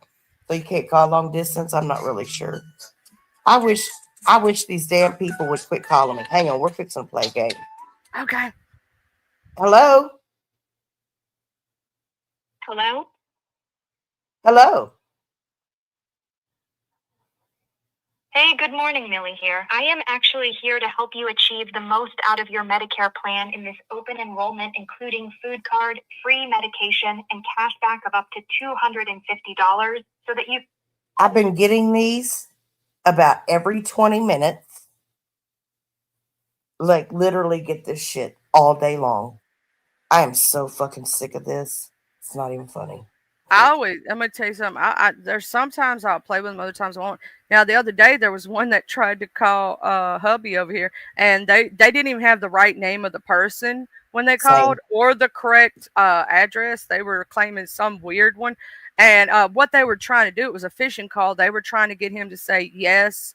They were trying to get him to say certain key words so that they could. What they doing is they're recording your voice so they could try to call your banking institution and different stuff and Yep. use it for the automotive service or stuff like that, or use it on the, you know, whatnot to get more information. Yeah, it's absolutely nuts. So what he did when he was playing with them was hola, see. Well, you know what? So what's really crazy is when I first started getting them the other day, it was a guy. So here's how it all started with me. I got I got I got an email about a job. And so I responded back to the email, and the guy says, well, you know, we want to set up a Teams interview with you. And I'm like, okay, cool. And which, you know, I'm like, what the fuck ever. And let me see where this goes. So I set up the Teams interview with him. I do, and it's not even a face-to-face interview. Which is asking questions. So that's my first red flag. I knew something was up. And I'm like, I want to see what they're doing. You know, so I go through the interview. Well, at the very end of it, because I told them I wasn't giving them any of my personal information. I wasn't giving them my address, my date of birth, nothing. I would give them nothing over the internet. And so we went through the whole interview. Well, by the end of the interview, the guy had sent me a $1,900 check to my email. And he wanted me to put it, to deposit it through my mobile banking app only. Second red flag. And third red flag. And so what I did was, after we were done and I'd gotten that check, I started blocking him. I blocked him on Teams, blocked him in my email, blocked everything. And so I guess it was probably 2 days later is when I started getting these phone calls. And it's definitely somebody from India, you can tell. And I had one guy, I pissed him off so bad, I asked him, I said, I'm sitting here eating bacon right now. I can't talk to you. You what? I said, I'm eating pork. He got right up in the phone and he started cussing me and calling me some vile names. I said, oh, Jesus, you need prayer. Let me pray for you. And honey, let me tell you, he went buck wild on me. And I thought it was funny at this point because I'm like, these stupid fuckers. Well, he must have passed my number to his buddies because I literally, yes, I agree, Raditha, and I got a blocker on my phone. Like, I have blocked so many phone call numbers. They even tried to get smart and start using like people's names in their caller ID. But the Oh yeah, name is they'll spoof other people's. I had my number spoofed once, an old number I had, and that's one of the reasons why I changed one of my phone numbers. I got a call back from a person one day, right? Just random person called me. I go, hello, and they go, yeah, you're not the person I was talking to. Do you know that your number has been spoofed? And I go, what you talking about? And they go, I was just talking to somebody from such, and they're using your name and your number, or they were using my number specifically, to call people and do scams. And I was like, oh snap! I think I need to get my phone number changed. Thank you for letting me know. And I ended up getting my number changed, for free. AT&T, Verizon, all those. Even if you got Straight Talk or any of them, if you call them, you can get a free number change. Yeah. I don't know if you know that. Yeah, and my only issue with doing that is I have so many things with the the two-factor authentication that I hate having to take the time to redo all that. Yes, exactly. I hate doing that too because you got to think my number's associated with a lot of doctor's offices. Yeah. So I have to go through there and I have to call every single, when I had to do that, I had to call every single doctor's office, every single thing. I had to change it on every single, I was like, this bullshit. Yeah. It's the only reason I have not changed my phone number yet. Like, I've wanted to, I ain't gonna lie, because it would cut down on a lot of bullshit. Because look, I'm gonna tell you, me being a controversial person didn't start when I came to YouTube. If I think it's fucking hilarious that that somebody has only been able to find particular people that have shit to say about me. Because look, I've pissed a lot of people off in my lifetime because I say what I think. I don't pussyfoot around things. I just say what I think. And I've gone, like, when Facebook was first a thing, I had a guy get so pissed off at something I said on Facebook that not only did he call my boss and have an hour-long conversation with her trying to get me fired, but he went above her head to somebody who had no ability to fire me that also knew me. And they were both like, dude, look, She is an amazing employee. She's an amazing person. She just speaks her mind. And if you can't handle it, maybe you should just leave her the hell alone. Because she's like a pit bull. Once she latches onto you, she's going to kill and eat you.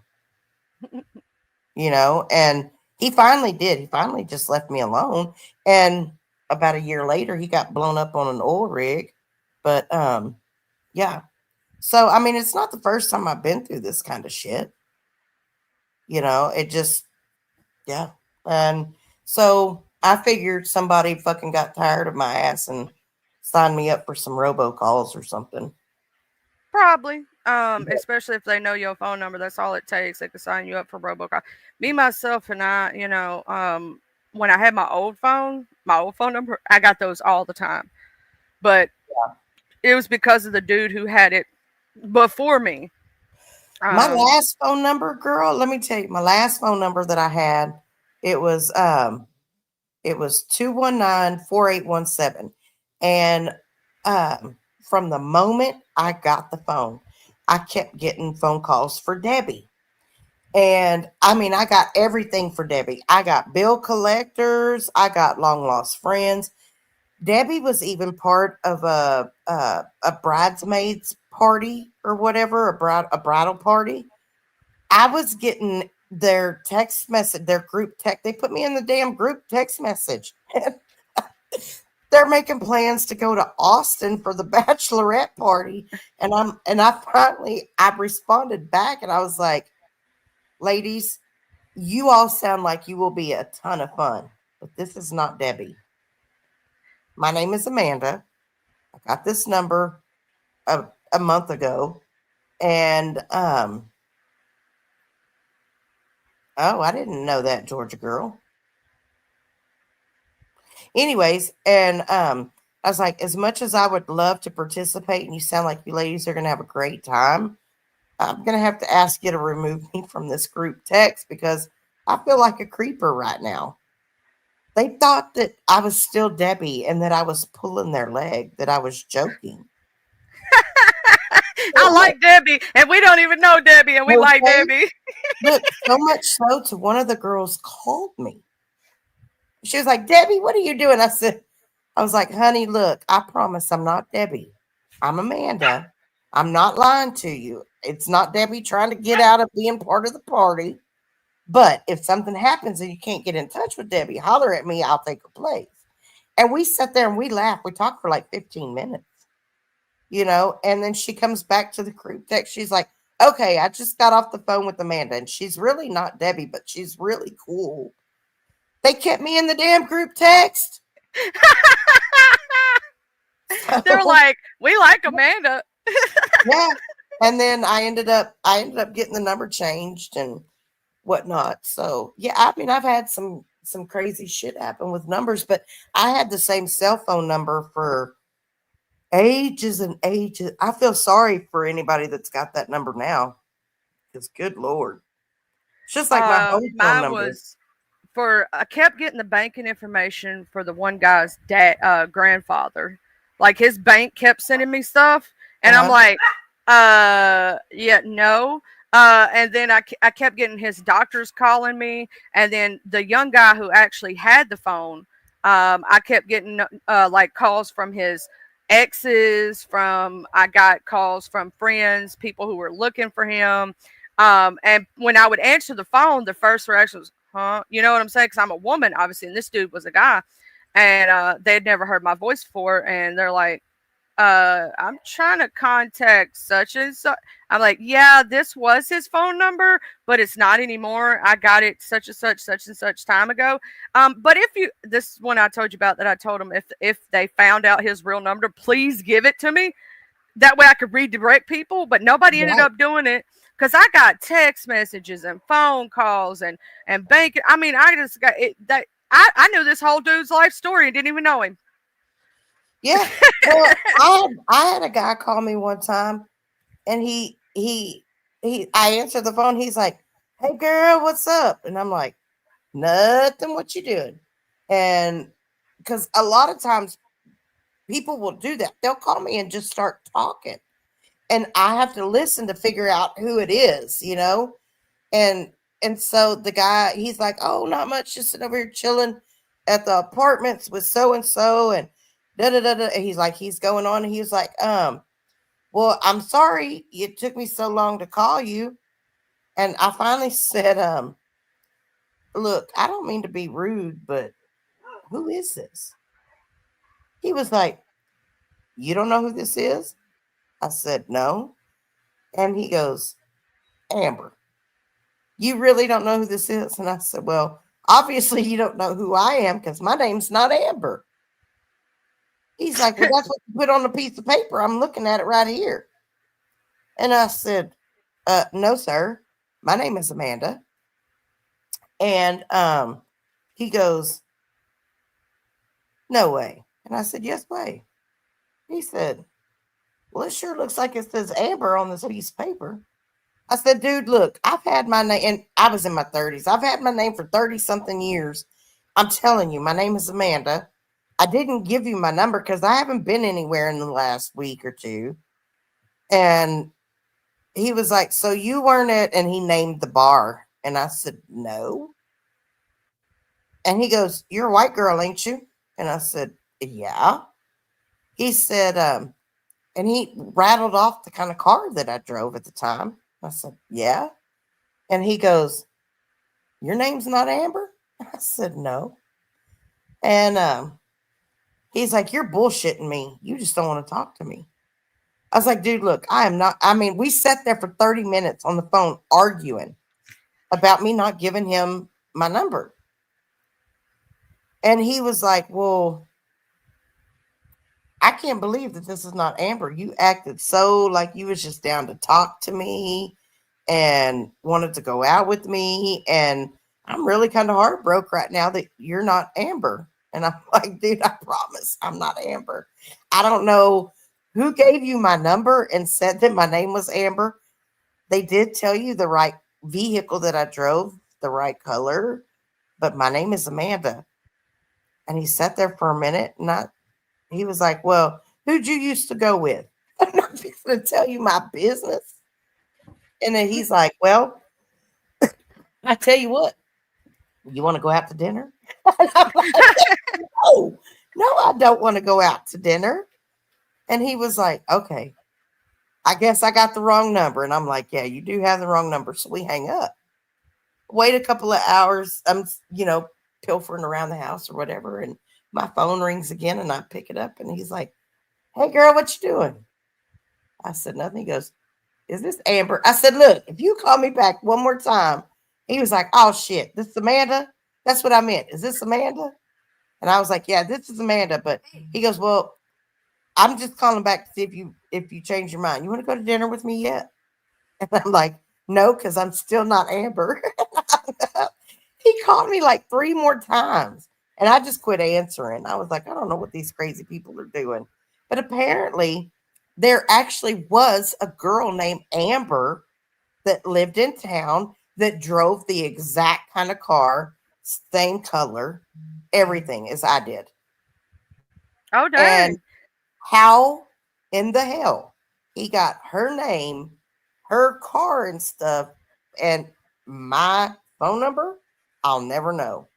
That shit was hilarious. What would be funny is if y'all had the same number minus like one Two like one letters. number, yeah, like one number or something. Like it was like the last number she thought it was a 7, but she put 9, and then you know what I'm saying? That would have been hilarious to Yes, find girl. out. It was that you- nuts.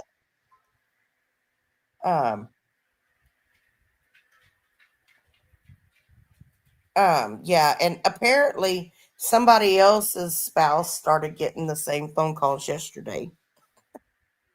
And I don't even have their spouse's number. So Oh my Georgia goodness. girl, I don't know, maybe so, because I'll tell you what, I've done the same thing. I've given somebody else the wrong, but I'll tell you what's bad. You can't hardly get away with it now because people will put it in their phone and call you right Mhm. away. Or So, text you to see if, yeah. and then make sure it dings on your end. That's right. Or ask you if you got it. Now I'm gonna Mhm. tell you what you do is you tell them to text you. You tell them don't call me because I whatnot, text me. And, oh yeah, I got the text. Okay. And you pretend you got the text and act like you even put their number in your phone. Now I just say no.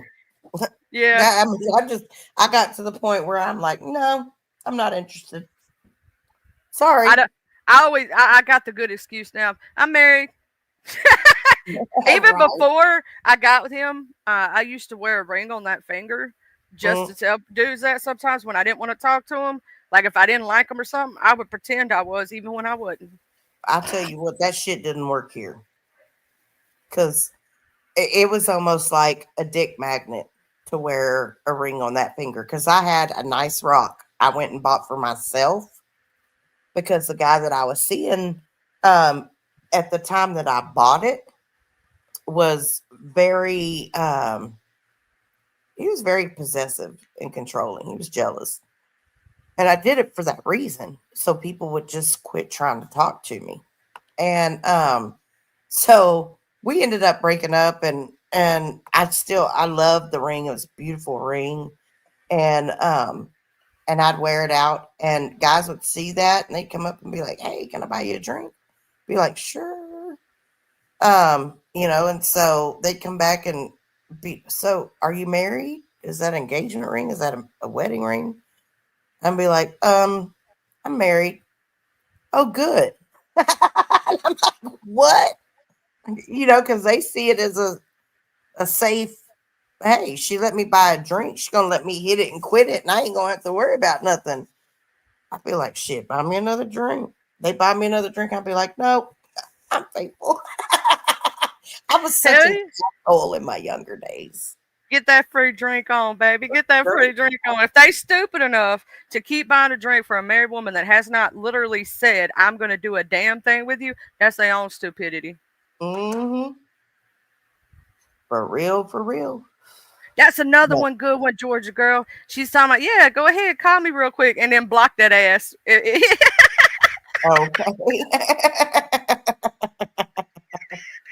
No doubt. Or put on their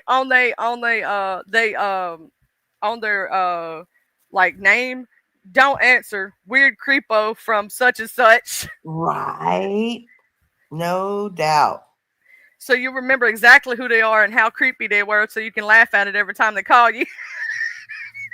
No doubt. Eventually they'll give up. This 10-year-old girl, y'all check this shit out.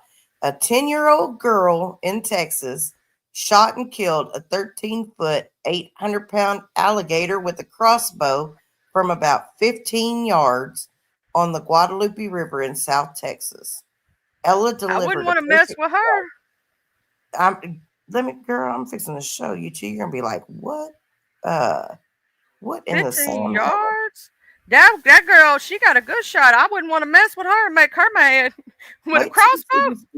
Look at this picture. Ooh, look at that. Look how big it is. Oh my God. I know. It's nuts. I wouldn't want to mess with that girl.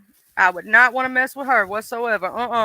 Don't y'all make her mad. She can get it from that far away. She a good shot. I wouldn't be making her mad. And then I hear that Elon Musk is no longer part of the Trump administration. He stepped down because he disagrees with the big pretty spending bill or whatever it is. Oh, did you hear yesterday? I was over there going over the take it down. But do you believe people are spreading misinformation about that bill that was passed? They're saying it's going to take your Second Amendment rights, or your First Amendment rights, freedom of speech. No, that bill was created because of kids unaliving themselves because of sextortion. It's basically it's basically now they're making it federal. It was state by state when it comes to revenge porn and putting people's nudes up on websites and stuff. Now it's become a federal crime, and the website itself has so many days to take it down, or they're also responsible. That's what that take it down bill was for, and it was actually created. A bunch of parents came together and talked to like senators and whatnot, and Yeah. got it brought up into legislation because there's been a lot of young kids who have unalived themselves because of stuff like that, like their nudes being spread in school for bullying tactics, or for like there was this huge thing going around at one time. I don't know if you heard about it, but these scammers from all over the world and pedos and stuff were getting kids to send them nudes. They'd like create AI deep fakes or something, or they'd pretend to be a kid themselves talking to these kids and getting them to send them, explicit photos, right? And then they would sit there and blackmail them to start doing weirder shit so they could sell it on the dark web. Dark web. Yeah. Yeah. I actually know somebody that has a special needs child that almost got caught into something like that. But when when the scammer person told them that they were going to call and start telling on them and stuff, the kid called 911. Good for that kid. Kid called 911 and was like, "Hey, this is what's happening." They called that kid's parents, and the 911 dispatcher had called the kid's parents and told them what was going on and everything. And they tried to catch the person that was doing it, but apparently they were overseas. They actually busted a lot of them not too long ago, and their government handled it. And some of them they even extradited here to hold them accountable. And I'm talking about not just a few years in prison. I'm talking about for life almost. A lot of them because there were so many people involved when they broke down this ring, right? And so many kids involved that it became like 20 years for this, 20 years for that, 10 years for this. You know what I'm saying? So pretty much they're going to be spending the rest of their lives in jail. But they broke up a whole ring of that over there. And like, Miss Raditha was talking about how they say that, oh, you got a warrant or you got toll fees. Yeah, I've heard the toll fee thing. I don't even live in a state that has toll fees. I've heard the one where you got a warrant. I'm like, I've never been in trouble day in my life. I've got the ones where you have student loans. I don't have student loans. Or the new one that they've been doing. Keep an eye on your text messages. You'll get a bunch of these. I've even gotten them previously to where they'll tell you to click on this link. Your package, your Amazon package, can't be delivered, so you got to don't click them links. If you get those text messages for that, what they're doing, Oh yeah. they're trying to get access to your device. Do not click any of those links. If you see anything coming into your mailbox that you don't know about, like if you're gonna, like when I set up my son's his connection, his my chart, I knew that link was coming into my email address. Yeah. Right then and there. So when I knew it was coming in, I knew it was a safe link to click, right? Because they just told me, I just sent you the thing to your email. Just create your account, right? So I knew that it was them, right? But if you don't know it, and there's been a YouTube scam going around that looks like a real email from YouTube. It is not a real email from YouTube. They're trying to get your login information to your YouTube account so that they can sell your account. So be careful even with those. There was this one I got myself that I know for a fact was a scam because first off, it wasn't, most YouTube emails are non-replies. Yeah. This one was different and the email address wasn't right. It wasn't something from YouTube themselves. Yeah. Because they were trying to get into my account. Hey, Mr. Noble. Yeah. I'll be checking all that stuff out because look, I've had my identity stolen. They should have brought it right back, but they didn't. At least pay your bills and stuff, if they're gonna do that. Right? I'm like, hell, look, I'll give you a deposit check. Just go deposit that right in my account. And it's a headache. It's a headache to have to deal with that kind of stuff. So yeah, I do. I try to pay really good attention to that kind of stuff. Oh, they straight up been trying to come up with new scams. I love watching those YouTube channels that take down the scammers. And those are awesome in my opinion. Like there's quite a few of them. It's not just the one guy that I shared on my wall. There's quite a few of them who intentionally, because they're considered what we consider white hat hackers. There's Yeah. a difference between white hat and black hat. Black hat hackers sometimes do things nefariously, right? And that's usually what the scammer would be considered, right? Yeah. But there's the white hat hackers. Now those, they literally know how to do all the things that the black hats do, but they do it for the betterment of people. And like they'll go in and they'll take out the scammers' computers. They'll put viruses all through their hardware so they can't use any of their, like they'll take the whole network down at one time. Um, and that's those people I champion because they're doing something for the betterment of people, keeping 80-year-old grandmothers or 90-year-old grandmothers that may not know some of the things we know about these Yeah. scammers and fall into it. I had a friend, I told her it was a scam. What she said, first off, she was single at the time. She's with somebody now that's local. But she said, "Oh yeah, there's this soldier I've been talking to." I was like, Oh Lord. that Yeah. was the first red flag. I said, "Let me ask you a question. How do y'all contact each other?" "Oh, he has a WhatsApp." That was the second red flag. I said, "Let me ask you this other question. Have you sent him any money?" You know what I'm saying? And she Yeah. was straight up talking to a straight up scammer who was claiming that I said, "Have y'all ever video chatted or anything like that?" Oh, his you know, they'll either come up with the excuse that their camera got broken on their phone, or they'll come up with the excuse that where they're at they can't do video Yeah. calls because they're in a secret location, because Oh they're yeah. on, they're in the military, so they can't do that.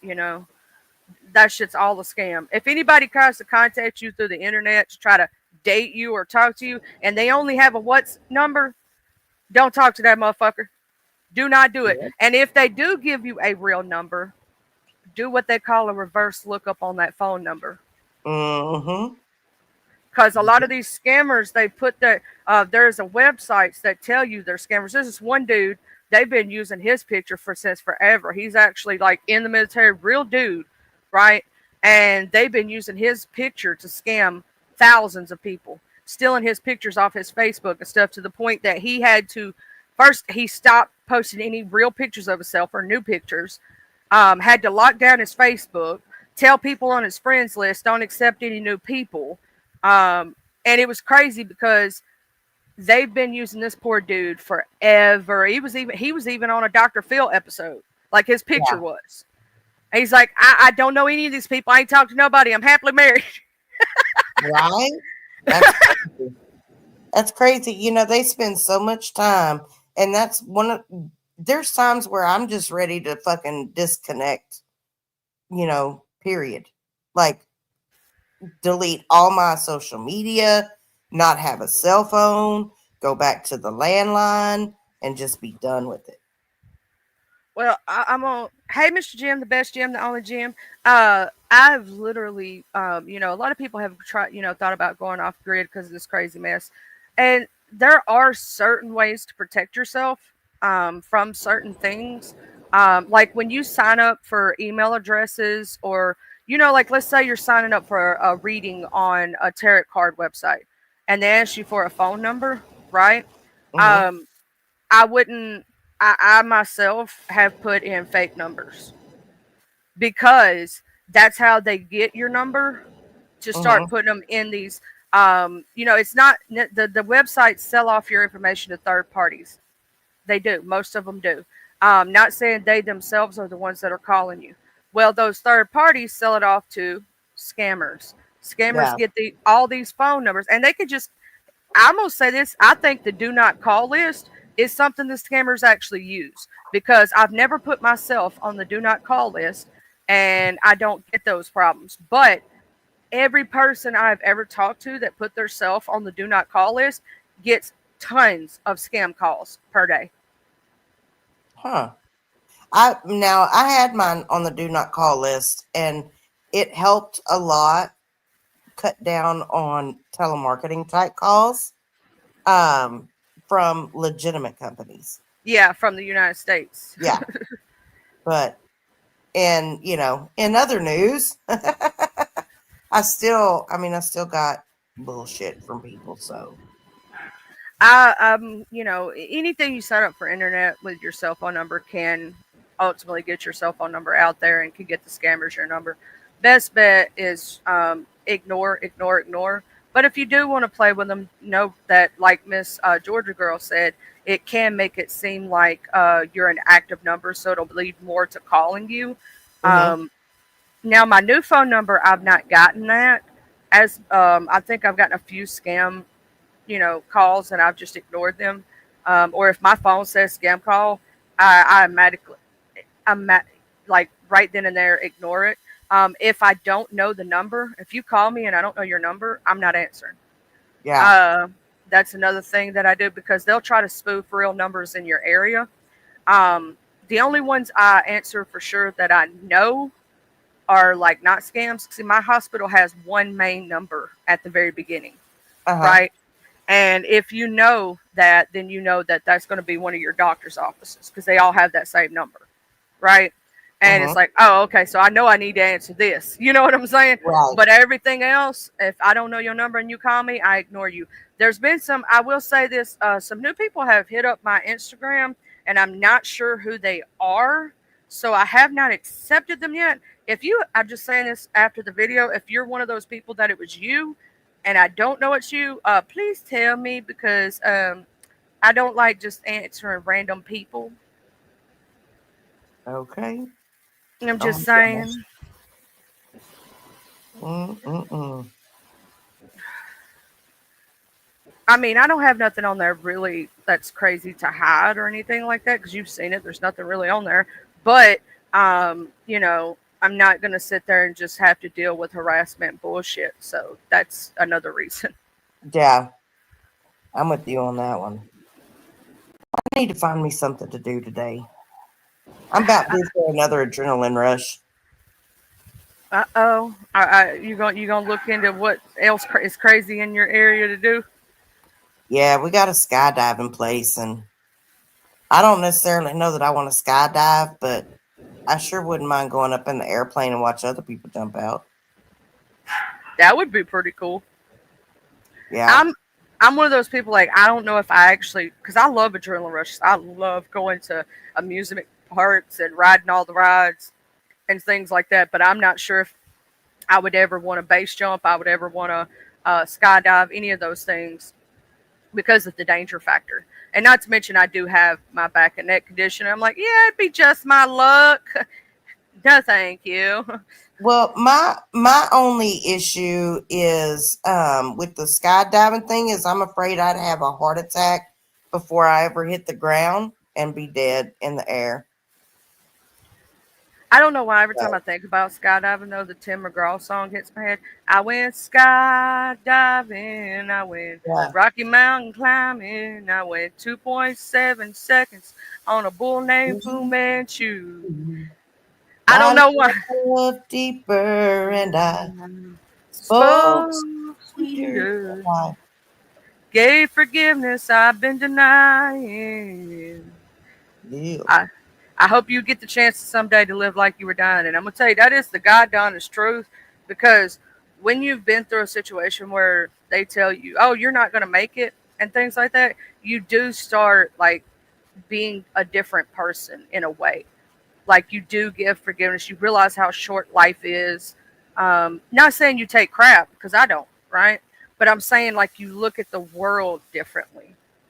Yeah. You look at time differently. You look at life differently. Like you realize how quick it can go. Like before then, you think you're invincible, that nothing's ever going to happen to you. After that situation, you're like, I'm not invincible, and this can totally happen. Um, Right. Well, or when you start having people close to you. yeah. You know that uh, the the first time that it really struck me is when I had to take my dad off life support in 2007. That was when it like that was the first time that it truly I think truly struck me that oh my god, I'm not invincible cuz I thought he was. You know, that man, he lived through all kinds of shit. And so, and he was young. He was only 54. And so I was like, shit. That really started changing things. And it was like, right after that, it was like one after another. Good friends, like close friends. You know, it was weird. And it's just been, and then of course, the older you get, the more people that you know pass away because you've lived longer, right? Yeah. And yeah. Well, And then that's you, why, when that stuff starts happening, right, you realize that how short life really is, and how yep. if you blink your eye it can be gone from you. And because of my instance when I was 20 years old, um, you know, from that point on, I was more forgiving of things that I would not have been forgiving of had it been before then, right? You I know, was, I don't know that I would have ever been as forgiving as I am had I not said some really hateful things to somebody and walked out and found them dead 4 days later. hmm That will change everything. It'll change everything when you really care about somebody, but they pissed you off so bad that you are just hateful and mean out of anger, and then you come back and find them gone, and you don't get the opportunity to say, hey, I didn't really mean that, and I know people get upset with me. I'm gonna get emotional. People get upset with me because they're like, you're too forgiving.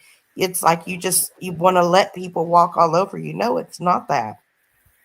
I don't ever want to feel the way that I felt that afternoon when I smelt his decomposing body. I don't ever want to feel that way again.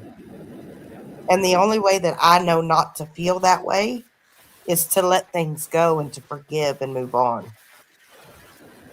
And so if people get upset with me for being a forgiving person, piss on them. I don't give a shit because they didn't have to feel what I felt. They don't sit there 10 years later and think about it and start crying. And so why am I going to care that somebody gets mad at me for being a forgiving person? So, That's yeah. why I understand where you're coming from. There are Mhm. things that, when it comes to stuff like that, like you regret, like not being able to say goodbye, or there's a lot of things like that, right? And when you realize life is super short and time is not on your side, like people think it is, Right? um, you become more forgiving. You become that person that people think you allow people to say, well, no, there's a certain point that we will say, no matter how forgiving I am, I'm not taking that. That's too far. Right. But you realize penny ante bullshit is not worth staying mad over, and it's easier to forgive because it's not like Yeah. life threatening. You know what I'm Yeah. saying? Exactly. Exactly. I agree. And I mean, like, yeah, I totally get that. And you lose enough in your lifetime and you realize that there are just some things that aren't worth being upset over either. Some things worth not holding on to. Yep. Life is just super, like, it's short. It's all that. Hold on, I'm getting my steak right now. Oh yeah. Damn, Oh that's yeah. funny. My mama made me a steak and salad, y'all. Ooh, it's looking What? Tell good. mama I'm coming. I'm coming. Where's my plate? You know what my mama would say? She would say, "Come on, baby." I got love. Y'all, Cause so I've been trying to lose me a little bit of weight because y'all know I got new glasses not too long ago. And I hate having to go to the mall to get them adjusted. And so hmm I'm like, look, if I could just lose some weight in my fat head, then I don't have to go get them adjusted. What's crazy? I'm gonna tell you this. So I got the chubby cheek syndrome and fat face syndrome. Yeah. Is that I can lose all the weight in my body and my face will still be fat. Really?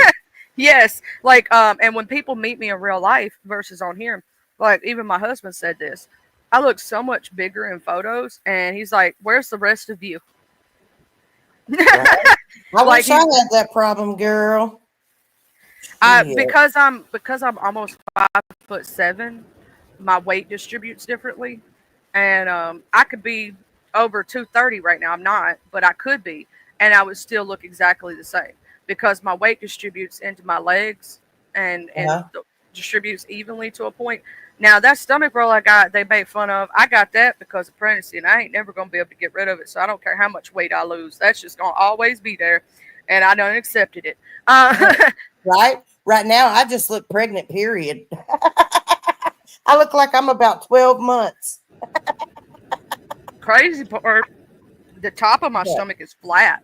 It's flat, but I'll always have that little roll of extra skin because of pregnancy or whatnot.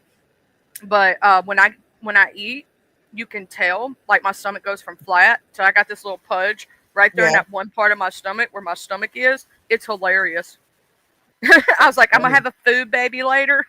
Well, I've always been my whole entire life. I have always been the fat kid, the chubby kid, whatever, And so like I'm probably more self-conscious now than I ever have been about it, but I'm still really not that self-conscious about it. I don't like necessarily my face, and it's not that my face is so much fatter now than it's ever been, but my skin feels loose. Like when I look at my face in the mirror, I feel like I got big old jowls. But it's just my mom is like, Amanda, you're just getting older. Your skin doesn't have the elasticity. It's not that you look bad or you look saggy. You look that way to you, but anyways, I had lost, well, right after Chad died, I had some real issues after the smells and stuff that I wasn't able to eat solid food for Yeah, months afterwards. And by about 3 months of that, I'd lost like 21 pounds. And I was like, you know what? I'm going to keep going on this venture here to lose weight. And so I started taking these all natural supplements and stuff. And I ended up losing 108 pounds over 17 months. And I was down to the lowest that I've ever been since I was a teenager. Like I had not been below 150 pounds since I was a teenager. So I always teetered in between about 180 and 225. same. And the way that I'm built, like I'm short, but the way that I'm built, I was proportionate. Yeah, you So had you had the titties and the booty. yes, and than more booty Mhm. than titties for sure, and men love that. But Mhm. uh, then once I started working from home, I gained all the weight back, and that's why it's not because I look much different than I used to. It's because I allowed myself to gain the weight back. But that's also when I went off of my ADHD medicine. I just had a lot of shit happen at one time. And then working from home, hell, I didn't have to get dressed anymore. I run around here in these leggings and I t-shirts. love leggings and t-shirts. They're so comfortable. Me too. And then, I'm almost 50. And so I'm like, who the fuck am I trying to look beautiful for anyway? It's like, yeah, I'm not so much worried about that. But I'm at the point now where I'm getting active again and I'm starting, to go and do more and get out more and even working around the yard. And it's not necessarily my looks that bothers me. I don't have the stamina that I used to have when I was thinner, and that bothers me. So I'm like, you know what? I'm fixing to have to get my shit together because I want to be able to actually get out and uh, be able to work in the yard all day or You know, if I had to get out and push mow 2 acres, my mom was push mowing like 5 acres a day. I know. I've done it. You know, and I'm like, I don't even know. And when I was 150 pounds, I still don't know how she did that shit. And she's like, I just built myself up. I start early in the season. I'm like, bitch. I would push mow that amount during the summer here, and on a hillside. And I'm gonna tell you something. I'd have to do it in 2 days because obviously just didn't get enough afternoon time, if that makes sense. Yeah. Because you can't do it during the heat of the day, right? Mm-mm. And so I would only have so many hours in a day before it would get dark, and so I could have did it all in one day, but I broke it up into Then two. yes. And I was 198 pounds when I was doing that, but the lowest I ever got to was before I got pregnant with my son. I got to a size 8 in jeans, and that was the smallest I'd ever been in my entire life. Same. Now, even when I lose weight, the smallest I can get to because my hips spread after having my son is a 12. It's a 12. It's the smallest. I'm a 14 right now. 14, 15 is about what I wear. Yeah. I've been in a large for that's my size. I can wear some medium shirts, even some small shirts. It just my boobs and Yeah. but I'm really not that big of a person. It's just no matter what I do, I ping pong between 180 to 210, and I Yeah. go up and down, up and down, up and down. No matter what I do, no matter how much exercise I do, I've always done that, and I can't go below 180 now. Yeah. It's not going to happen. Yeah, it's really strange. And Jessica Lynn said, my mama be 79 and does circles around me. Let me tell you, Jessica, my mom will be 75 this year. And she can still, like, she's slowed down a lot. She can't, she'd get out there. This is the first year she's got this big bush thing in front of her house. Grand Rising, Miss Mo. I love me some Miss Mo. I love how you sounded like really like her when you said that. Hey, Miss Mo. Because Hey, I've Miss heard her do Jessica. it so much. I love her. I absolutely love her. She is just top of the line. She's a smart cookie, and she's And she's beautiful. funny. And she's Yes, funny. I'll be listening. I'll be listening. I don't even know who she's reading sometime. I'm just over there laughing. Well, sometimes I think she's telling my story. But yeah, my mom has been able. Let me finish telling real quick. She's been able to trim this big thing that she's got out in front of her porch. She'll climb up ladders, trim tree branches down, the whole nine. Well, she went to do that this spring and realized that she's no longer strong enough to get the chainsaw up above her head and hold it there without it bouncing up and down a little bit to where things get squirrely lines. So she got really upset about it. And I mean she was almost in tears. And I looked at her and I said, Mother, you're fixing to be 75 years old. What other 75-year-old lady do you know that's out here with a chainsaw trying to trim up a damn bush or chop branches out of her trees or anything like that? You shouldn't be doing it. That's why you have son in laws. That's why you have grandkids. That's why you have, all. Come on. And she's like, I've never had to depend on somebody else to do my shit for me, and I ain't gonna start now. And I said, well, yeah, you are. And she was like, you can't make me because you can't do it. And I'm like, nope, I sure can. But I can pay someone to do it. And you can phone a friend. Yeah, she's like, well, I can pay someone to do it too. She gets real pissy about it. I mean, really, really mad. But she's still out there. She'll freaking push mow her 2 acres there at the house. And then she went and bought a new riding lawnmower. And I don't know why, because then she turned around and bought a new push mower. And she won't ever, she's used that riding lawnmower one time and she's had it a month. I'm like, bring that riding lawnmower over here and give it to me for my birthday then. Hell yeah. But, I mean, my mom has walked circles around me and my sister our whole lives.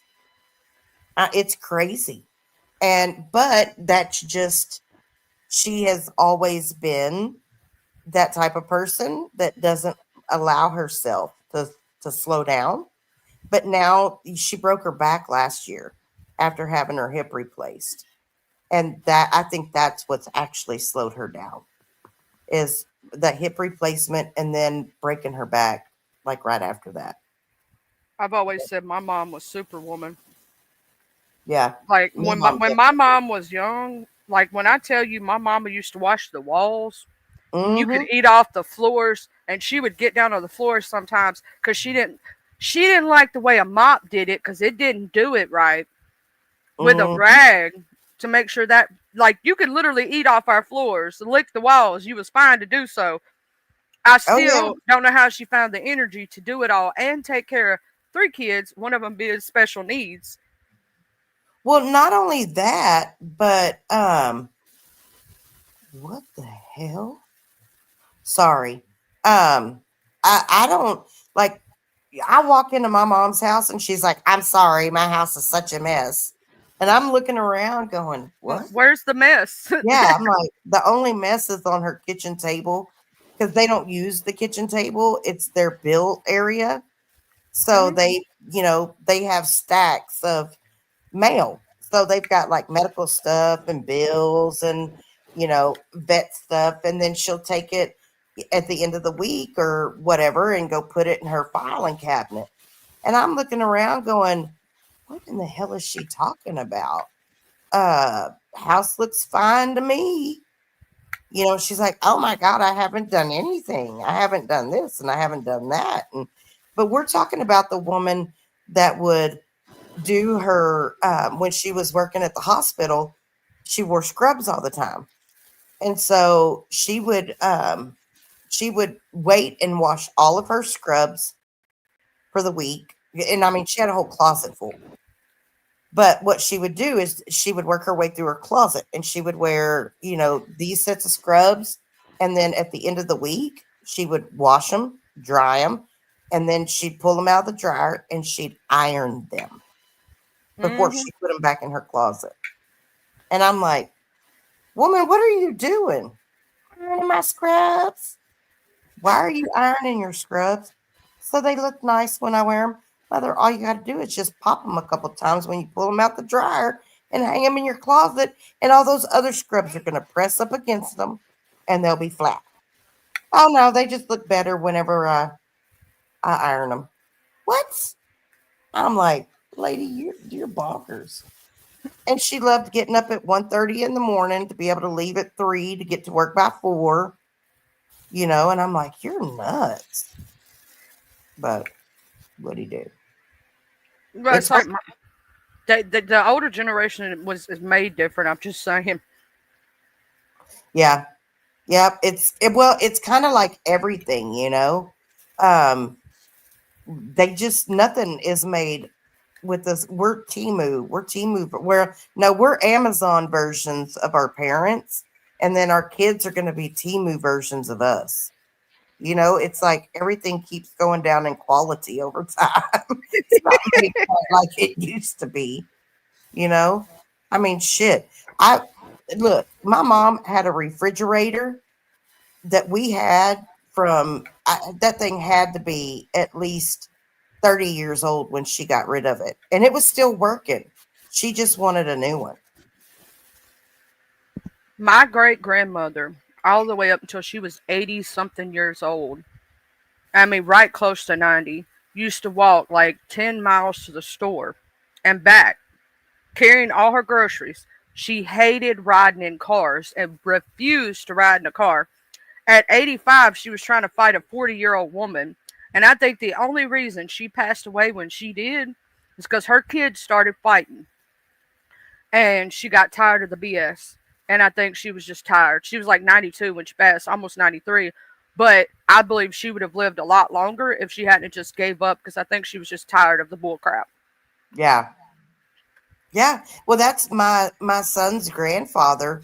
He was 90. He was either 98 or 99 when he passed away. They thought they were going to lose him in his. He was like 85. because he got real sick. He had been diabetic for a while, and they ended up taking him into a new doctor, and they had him on all this diabetes medication. He didn't even have diabetes. Oh my goodness. And that's what was wrong with him. And so they took him off all the medication, and he lived another like 12, 13 years. And you could look at the man and wouldn't think he was a day over 70. It I was think them nuts. giving my great grandmother her when they first put her on blood pressure was around that time. She was like Yeah. 91. And I think that's what really took her down is when they started putting her on the medications. Because before then, this woman was active, still mowing her yard. I mean, push mowing, still weeding by Yeah. hand. I mean, she was active, active. And this lady ate whatever she wanted for her entire life. She made her own soaps. Like, I mean, everything. And Yeah. when she started really going to doctors, being put on the medications and all this other stuff, they started restricting her diet and doing all this. I think she said, "F it." I really do. I truly believe that, and this is just my belief. It's an opinion, no conspiracy theory or anything like that. But I truly believe that because in the United States that we are allowed to put so many different fillers and additives and things like that into our foods, that we develop all of these things like diabetes, high blood pressure, hypoglycemia, different things like that. And our doctors have been trained to give us a pill for the symptoms instead of treating root causes. And that makes us sicker. The symptoms or the side effects of the medications, while it may treat, the medication may treat a symptom, there's side effects, and those side effects often make us sicker than treating the symptoms of the root cause. And it's a multi-billion-dollar industry, right? Oh, And I I done said really that think, they want to. yeah, They they want to keep treat. it. They keeping us sick so they can make more money off of us. Yep. And that's why I'm so against taking medications. Like Tylenol, shit like that, to help me get over a headache. Nah, I'm not doing it. Well, Tylenol is not good to take all the time anyway. It's actually bad for your liver health. Um, and it's not actually good for you in general because your Right. body can't process it as well. And Yep. so, even with myself, because I have the liver condition, I have to go, is this headache bad enough, or can I just lay down, put on Yeah. in a dark room with a rag over my head and get rid of it myself? Um, so there's a lot of things that you have to learn how to do yourself. And in the olden days they used poultices and different natural remedies.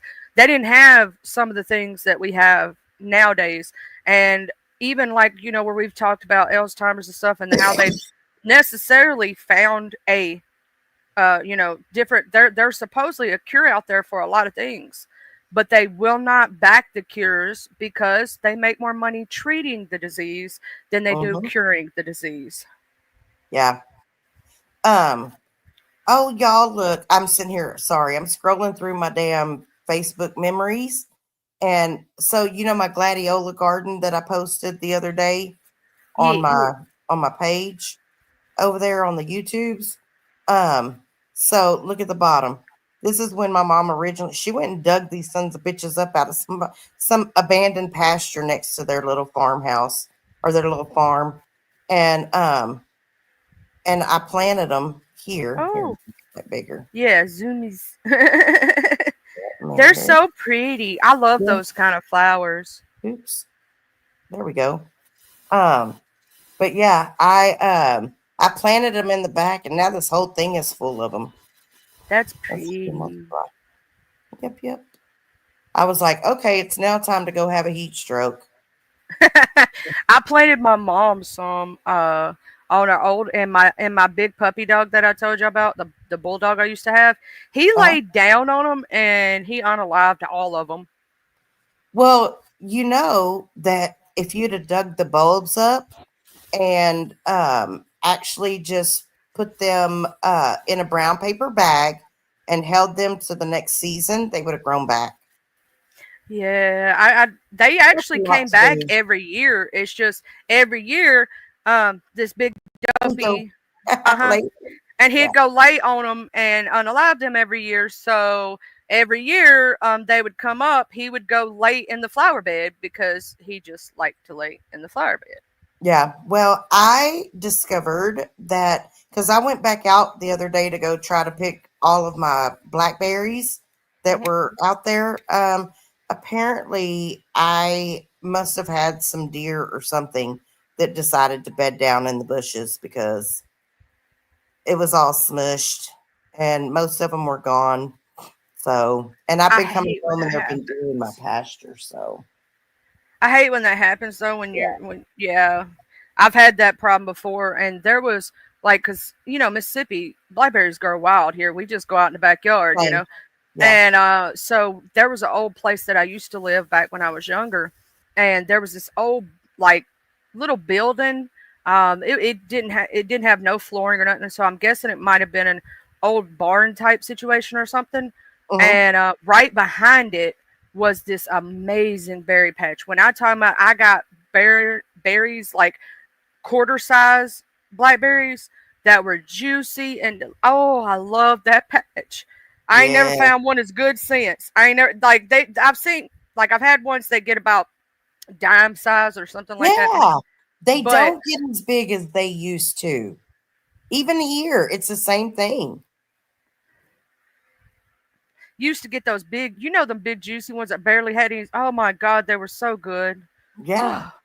It is the same thing here. We used to, and I noticed that this year, especially because I was waiting for them to get a little bit bigger, um, so I could go out and pick them, right? And I got a couple that were a little bit bigger, but I can remember back in the day when I was a kid, my mom and I used to go back there to the same fence line and pick them. And we take five, me, my mom, and my sister would each take a 5 gallon. Well, mom usually took two 5 gallon buckets.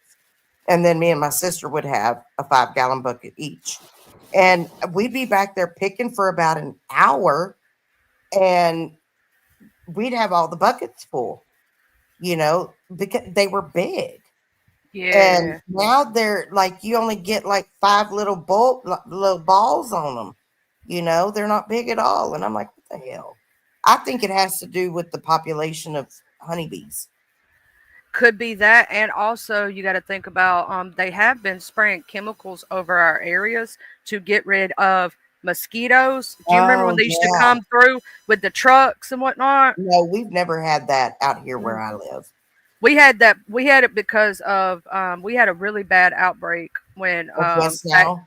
yes, when that came out. Yeah. So they absolutely would come down our roads with the trucks and spray out the chemicals on the side, like straight up right in the middle of town. I'm not joking you, even in the country.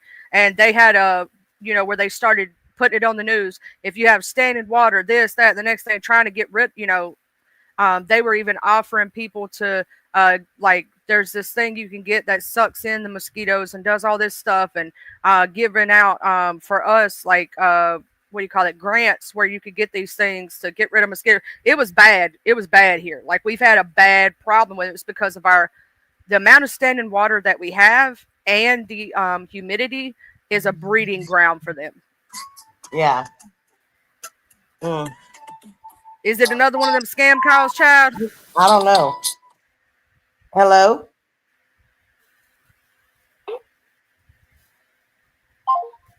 Yep. Yep, they were seeing if you were going to answer. Another one of them that's some fishing calls right there to see if you'll answer.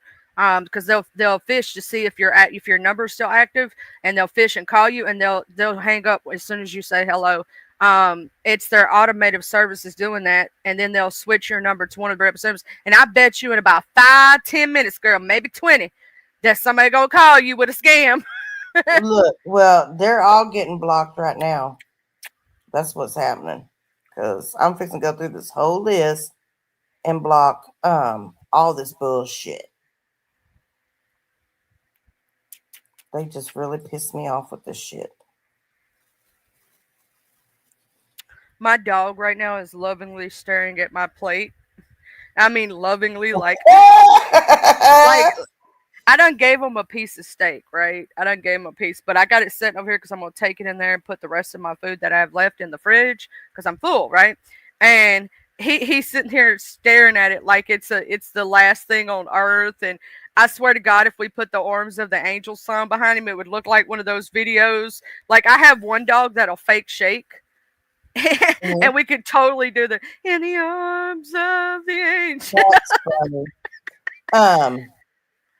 I mine they're a trip because they will sit here and eyeball me, and then my female, she will she'll start talking to me, like cussing me out and stuff, like, hey bitch, I'm right here. You know what, James? I'm so proud of you for your consistency with working out. He Like been doing that dang on thing. it, and I love the accountability that he gives. That's awesome. That's really Yeah. keep up the good work. I wish I had that kind of control. Oh, let me tell you something. When they told him he was pre-diabetic, he cut out all sugars. He went to a pure meat diet, Like the like carnivore? yeah, the Doing like carnivore diet. uh-huh. And he was stuck to us. I'm like, shoot, you got better discipline than I do, because I would have done broke that diet. Like I would have done messed up. I would have done did something. I wouldn't have stayed with it. And he has absolutely lost a shit ton of weight since we first met. Like I he was didn't at know. his biggest when we first met, and he is a lot smaller now, like to the point he has went down pant sizes, shirt sizes, everything. Wow. Yeah. Damn, don't go getting too fine, James. Shit. I'm gonna have to come up there, and me and Charlie gonna be having to chase them women off you, boy. We had to get our switch out. Yeah, then we're gonna have to take you to the beach in the Speedo. Mm-hmm. It the He's funny probably bitch, no, you ain't. No, he's probably laughing. Yeah, he went from 427 Wow. to 196. Yes. James, that's amazing. Congratulations. That is huge. That is I mean, wow. I told him he lost a whole me. Patience though, right? That is phenomenal. Hey, shit, show my beauties. He Yeah, said I'm driving and laughing. I Baby, knew he was laughing. I know him too well. you better go right now to Academy and find you a Speedo, baby. We celebrating. Actually, we do have an academy here, right down the road. He might I be know y'all passing. do. But I'm gonna need him to be my accountability partner. He can be like, "Look, bitch, get that damn potato out of your mouth." No, Is that no ice water. cream? He's gonna be like, I'm reaching through the phone right now. Wow, get that ice cream out of your hand. He has, like, seriously. I've watched his journey, and it's been amazing. Hey, so I dated this guy, and when he and I were dating, he was a big old dude. Like he was a big old dude. And I'd seen pictures of him prior. He had a really bad 18-wheeler accident, and he couldn't he wasn't very mobile for about a year, and then it took him time to finally start building that up. So in the time that it was about a 3-year period where he was working on rehabilitation and stuff like that, but he had put on a lot of weight. And so he used to be hella fine. And when I met him, he wasn't necessarily my quote unquote type physically because of his size, but he was still gorgeous. I mean, he had a great personality. And he was in the process of starting to lose weight while we were dating. And I'll never forget it. He made me laugh so hard. And we were looking at some of his old pictures, and he goes, "Yeah, Just give me about another year or so. I'll be close to that. Be close to that size. And he goes, and my penis will be about 6 inches longer. No, he did. Oh, James told me to tell you. He just called me. That's why I muted up for a second. That as you were saying that about Academy, he was actually passing Academy. See, he should have just went on and cut a right and hit on up in the parking lot and went and got him a Speedo. And come on and wear it for you, girl. Tell him to get the ones with the fringe on it.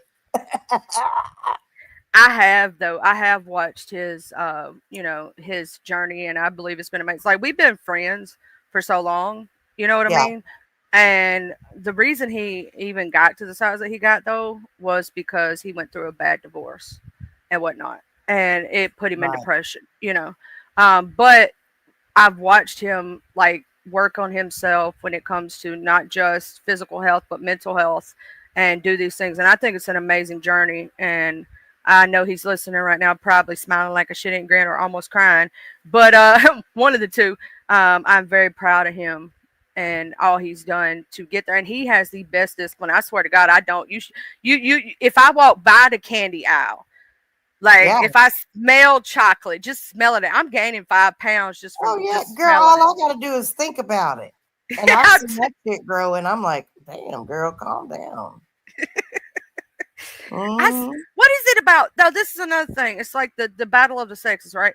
Men themselves can lose weight so much easier than us women.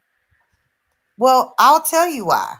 Because we were built so that we would create built-in padding for when we got pregnant, right? And so I truly believe that men are able to lose weight so much quicker and faster because they were created to go out and hunt and gather and provide, those kind of things. As women, we were created to grow things, to nurture, to protect.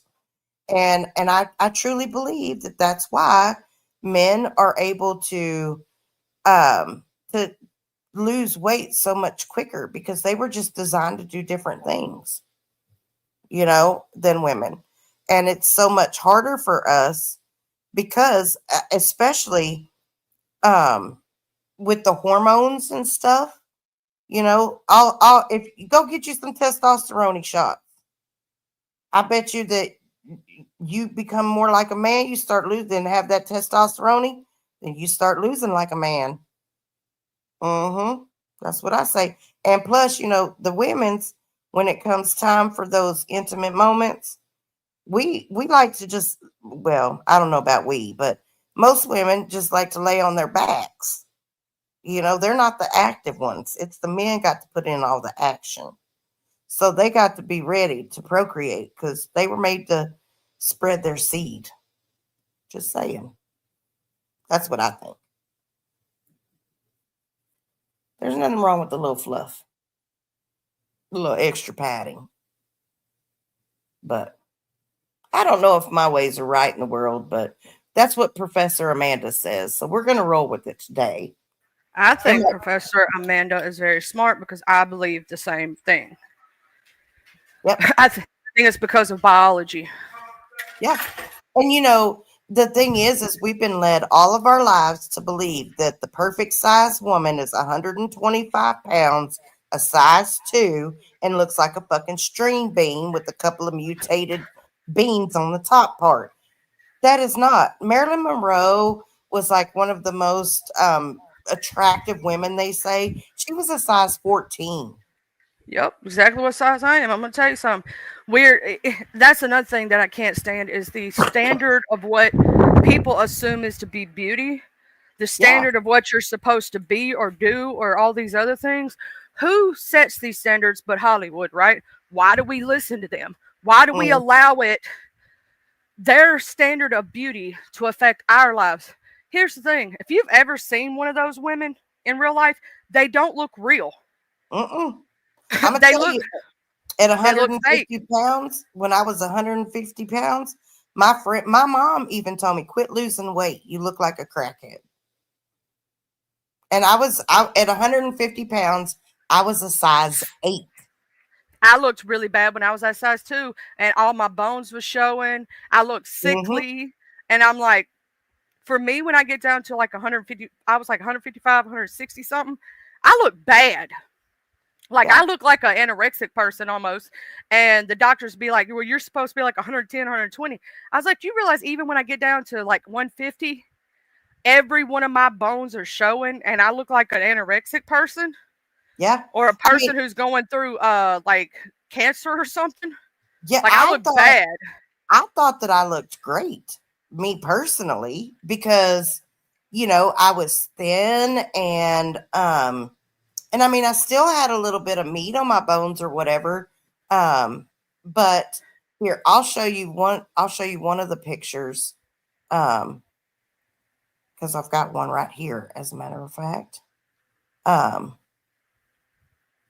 And this is about the point that my mom was like, okay, look, I understand you're losing weight, you feel good, whatever, but, and it's not even the best picture. Oh, wait, that's not it. Don't share that. Okay. My bad. My bad. Picked the wrong one. I was Oh, still you on, can I was tell on me when to iceberg. press. You can also tell me if you want to change something, when to press the share. Oh, okay. You Yeah. can hit it now. Okay.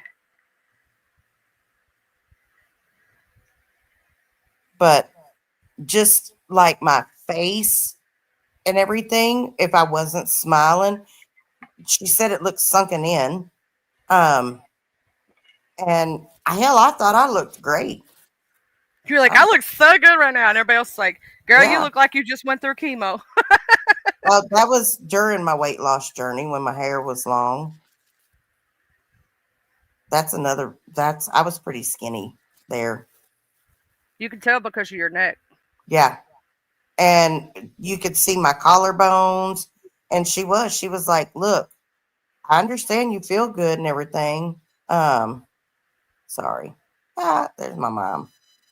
Oh, I there's love the her. donkey. Yeah. The donkey. For real, for real. But yeah, so she was like, I understand you feel great and everything, but look, you're kind of looking a little crackheadish. And I'm like, what? She was like, yeah, you kind of look like a crackhead. You're getting too skinny. I'm like, no way. She's like, Amanda, yes way. Stop. I'm like, damn. Just blow my shit all up out of the water. I will Yeah. say I've got 2 times in my life when I got down little like that, and each time that I've gotten to that point, I don't look right because like I'm too bony, and when I start getting down to that size, I lose all of my butt, all of my boobs, all of my arms, my legs. I look really bad when I get down that way, and the smallest I got down to was I think 155 or 157, something like that, and I Mhm. looked really, really, really bad. Because it's just not meant for. I'm almost 5'7", right? Yeah. It's not really meant for my for me to. I look better when I'm around. I would say the best would be about 189. About Oh, 189, 190 is what my like. I look like I'm not too big, I'm not too little. But I can't get over a certain weight anyway yeah. because of my liver. Right. So I have to stay within a certain range. But Jessica. when Oh, sorry. Go ahead. oh no, you good? Go tell Jessica. No, Jessica said, I used to not even be 100 pounds. I'm only 4'11". Now I'm 130 and look and feel better than I ever did after 42. I am now 46. I got boobs at 42. You sound like my mama, Miss Jessica. I Miss love Jessica, that. my mama was an A cup, 00 on the waist most of her life. I'm talking about tall, skinny, 5'9", 5'10", modelist, right? Yeah. And she always was like jealous because like me and my sister's always been big, or like I was the smaller of the two, but we always been bigger, so we always had boobs and stuff. Like I've always had a D cup. My sister had a double D. We were always like that. And she was like, I won't, I was like, no, you don't. You really don't. And I think it was like 5, 6 years ago that she finally got boobs. And because she hit her middle age spread area time, Mhm. and she's also hating on herself because of her weight. I'm like, Mom, you're just now gaining weight. Shut the F up. Well, you Just know, now. And my you're like mom is the 60. same way. I'm She's like, like, you I'm so fat. I'm like, bitch, where are you fat? Yeah. She's like, look at my rolls. I said, Mom, that's skin. That's not fat. That's skin. And she's like, well, I feel fat. I'm like, well, okay. Oh yeah, it's like my grandma used to. My grandma was always a tiny lady, and she had one little pudge at the bottom of her bed. A pudge, It's called a Peter belly. and it's just a tiny. I mean, a tiny little pudge, right? And she was sitting there. I was like, I'm so fat. I'm like, shut the f up. I said, I actually got fat rolls, and you ain't got a fat roll on. You got a pudge. Shut the hell. Just shut up. Shut up, old lady. Well, you know, for me, like it's crazy. Even with the size that I am now, I don't really have rolls. Mine's just one big roll. Yeah, I just got the one at the bottom. I don't have any other ones. Yeah. Mine don't roll either. I don't have back rolls. I don't have like the folds in your back. And I still want to know. And I gotta say this again and again. Now, and my mom can't stand the boobs. She had to get used to them, and now she says she wished she didn't have them, Miss Jessica. So I'm pretty sure you feel the same way. But I want to know still to this day how Tammy Slayton got a fat roll on her forehead. I've Ooh, I don't still, know. I've still not figured that out. How do you get a fat roll on your forehead? I didn't know you could even have fat on your forehead. Like I thought it was just, that little skin connective tissue and then your forehead, the bone in your head. Cause I always wondered that. I was like, I don't know if that's a condition. It has to be a condition of some kind. Yeah. So, I don't know. I will say that in response to James, he says, I still feel fat. Well, let me tell you something, James. Even when you get down to whatever your goal weight is, it's psychological. When I'd lost all the weight and I got down to the lowest I got was 147, and I looked in the mirror and I still saw fat me.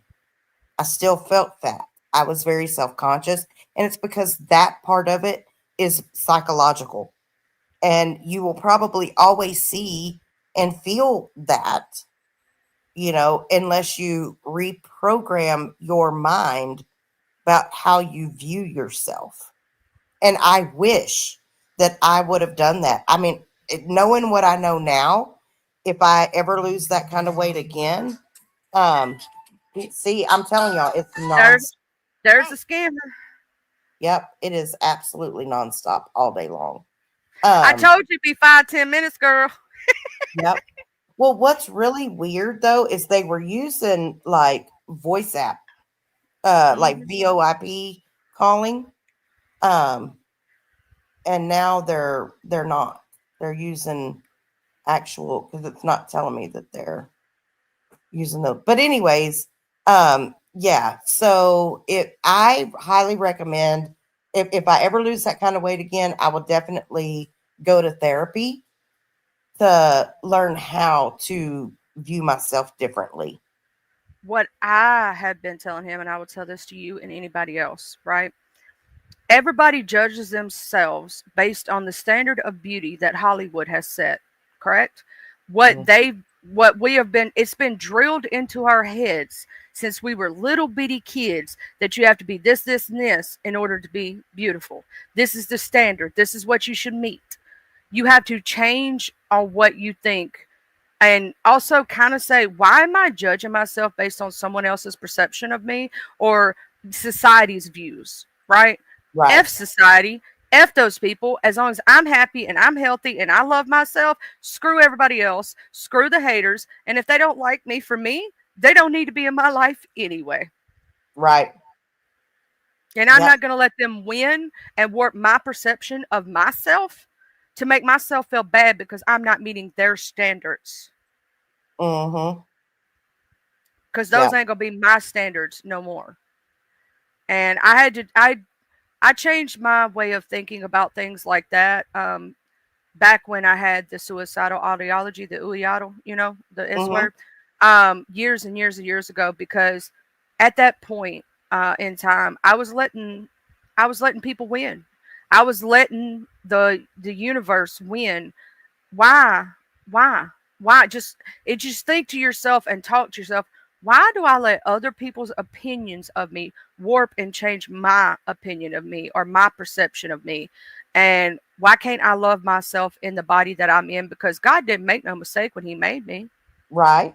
And I'm going to love every stretch mark, every scar, every problem, because every single one of those make up who I am ultimately. Because there's never going to be another you watcher in this universe. There may be Right. somebody that looks similar to you, but they'll never be you. I don't care what time period they're born, because they'll never have your life experiences.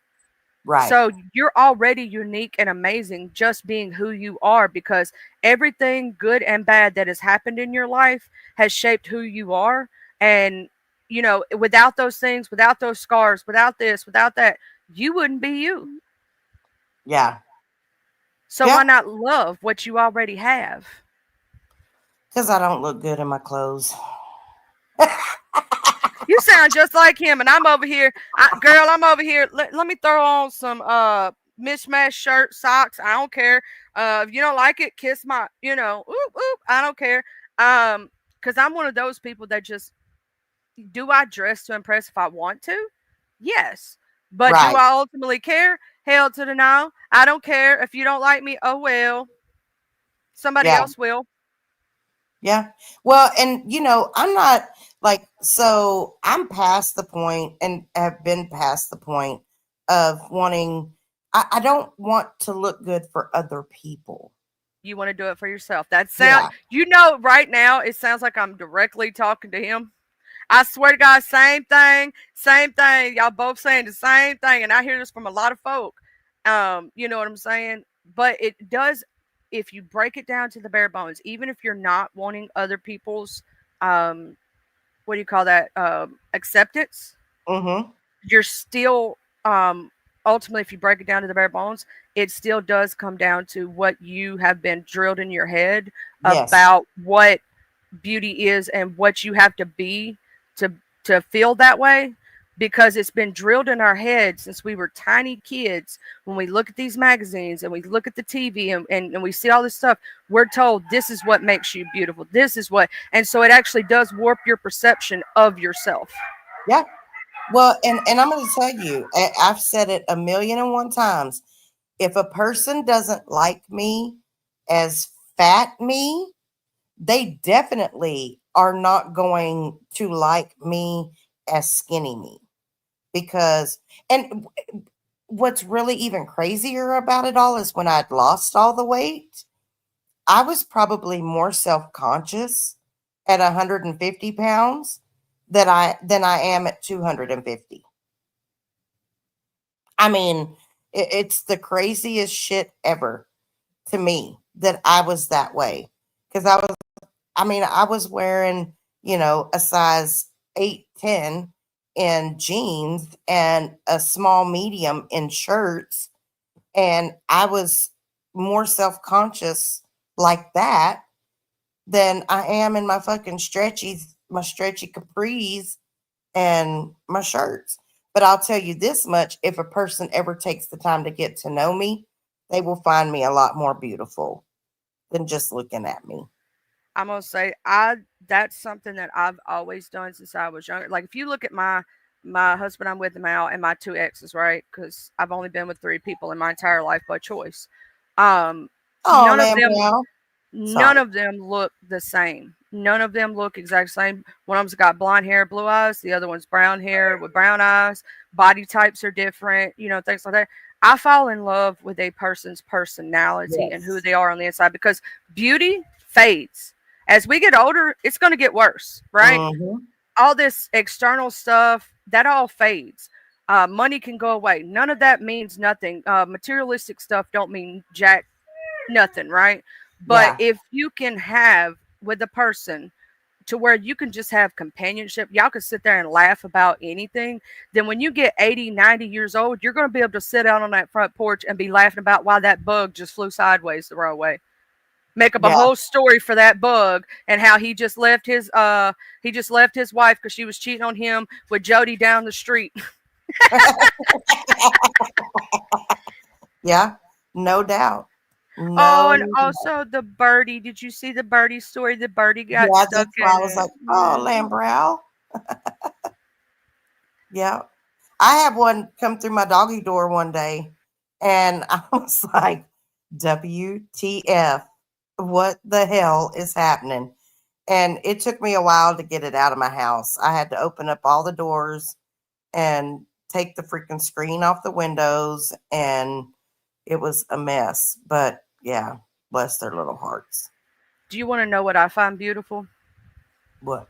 When I walk outside every day and I look at the trees and the birds and the animals, and then if I'm looking at a person, when they're good to other people, when they ultimately have a good heart and a good mind, like yourself, Watcher, right? You have a good heart, even if people think you're this, that, and their next thing, you would be willing, if you saw somebody on the street and you knew that they were, doing without, let's say it was freezing cold in the dead of winter, and you had a jacket, but they didn't. I know you're the type of person that would give them that jacket. Yep. Because you care so much. And that's what to me is beautiful. Beauty to me is not what you see on the outside, it's what a person has on their insides. I agree. I agree with that because you can definitely be pretty on the outside and have a nasty ass attitude, and you are not so pretty anymore. And I've I've seen come some of the across most that. beautiful women because they're super jealous of other women and things and want to put other women down. And it to me lowers their beauty. Like there Yeah. was a friend group of girls that I knew. All of them were pretty girls, beautiful girls, right? But this one girl stood out more. Why? Because she was chill. She was cool to hang around with. She was down to earth. She had a good personality. This other girl was mean, hateful, hating on the other girls because she was jealous, not realizing she was already pretty if she had just chilled out. You know what I'm Yeah. saying? She was absolutely, if you bare bones it, prettier than all the other girls. But because of her personality and how she carried herself, it made her look ugly. Mm-hmm. Well, I always thought it was funny. We would go out, me and my friends would go out in a group, and like I was always the biggest one, I was always the most fun, I have to admit. Um, and I was typically the one that came home with the most phone numbers. And I have one girl, she asked me, she goes, she's like my sister. And she was like, I think it's because you're white. And I said, it don't have nothing to do with me being white. And she looked at me and she said, no, I think it's because you're white. I said, I'm telling you right now, it don't have nothing to do with me being white. And she was like, then what does it have to do with? I was like, because they can just sense that I'm the funniest out of the group. And I've I'm also the biggest freak in the bed. And she was like, you need to stop. I said, well, look, y'all might be skinnier and prettier than me, but y'all, that most men are going to think y'all get the most action. So y'all not going to be as good as me. I'm just saying. And she would laugh.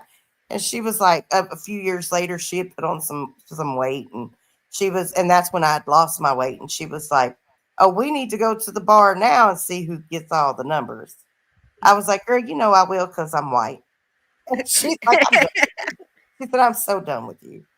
Well, I got that, but and I had girls that hated on me for that simple fact, and most of the dudes it was because I was so chill and like not rah rah, not trying to hit on, not trying to do those things, just being chill and talking to them like they were everybody else. That's why they liked me. You know what I'm saying? Was because I was like one of the dudes. You know what I'm saying? I was chill, and the girls would be hateful because they'd be like, "Why does such and such like you? You're not even that pretty." I'm like, "Cause they do." I don't know what to tell it's you. what that mouth do, though. No, I'm just Yeah. kidding. Church Ah, church ladies over there. I need Jesus and holy water right now. okay. I got my cup of coffee. I know that's right. How I'm you been enjoying doing this listening to morning? y'all. Girl, I'm doing good. Just woke up, waiting on the AC man to come because he got to blow out the darn inside unit because it's leaking water. It does it all the time. Oh my goodness. Yeah, Just hope like I'm an you don't have AC to get head. a new I run unit. the AC. I run the AC year round. I think I done Where you did stay, something. girl? Louisiana? Louisiana, baby, it's hot. And I I'm know going that's through the right. hot flash time, girl. I'm going through Mm-hmm. change. I ain't hit the hot flashes yet, but I know it's coming. Oh. Ooh, Shit show you tell Charlie, babe thank I God you ain't. I need to come see you, church lady. Were you in New Orleans? I'm close to Shreveport. No shit. I'm close to Shreveport, Natchitoches. I know Natchitoches. I know Uh-huh. Shreveport too. What Natchitoches is is that? Natchitoches is probably only 30 minutes from me though. If you can get Really? to Natchitoches, then I could definitely meet you. Girl, we used to come over there when I was in the church house. We used to come over to Natchitoches to one of them little churches over there. And Yeah, honey, they got it a was bunch of get them. down. Let me tell you, they was get down. We had Yes, such a they good are. time over there. Such a good time. Cause That's why I all mean those we'd be in Creoles church at. all day. For real. And they had some fine ass brothers up in there, boy. Oh yeah, that's the Creoles. I'd be like, look at them eyes. Come here. And I'd be like, Jesus, you need to help me, Lord. Let me concentrate on my ushering job right now. Well, I could say she came to church for her husband. She gonna walk out with her husband. Okay. I'm Man. over there praying for Watcher. Watcher, please don't be doing nothing untoward in church. I know Girl, he I'll look be like, good, girl.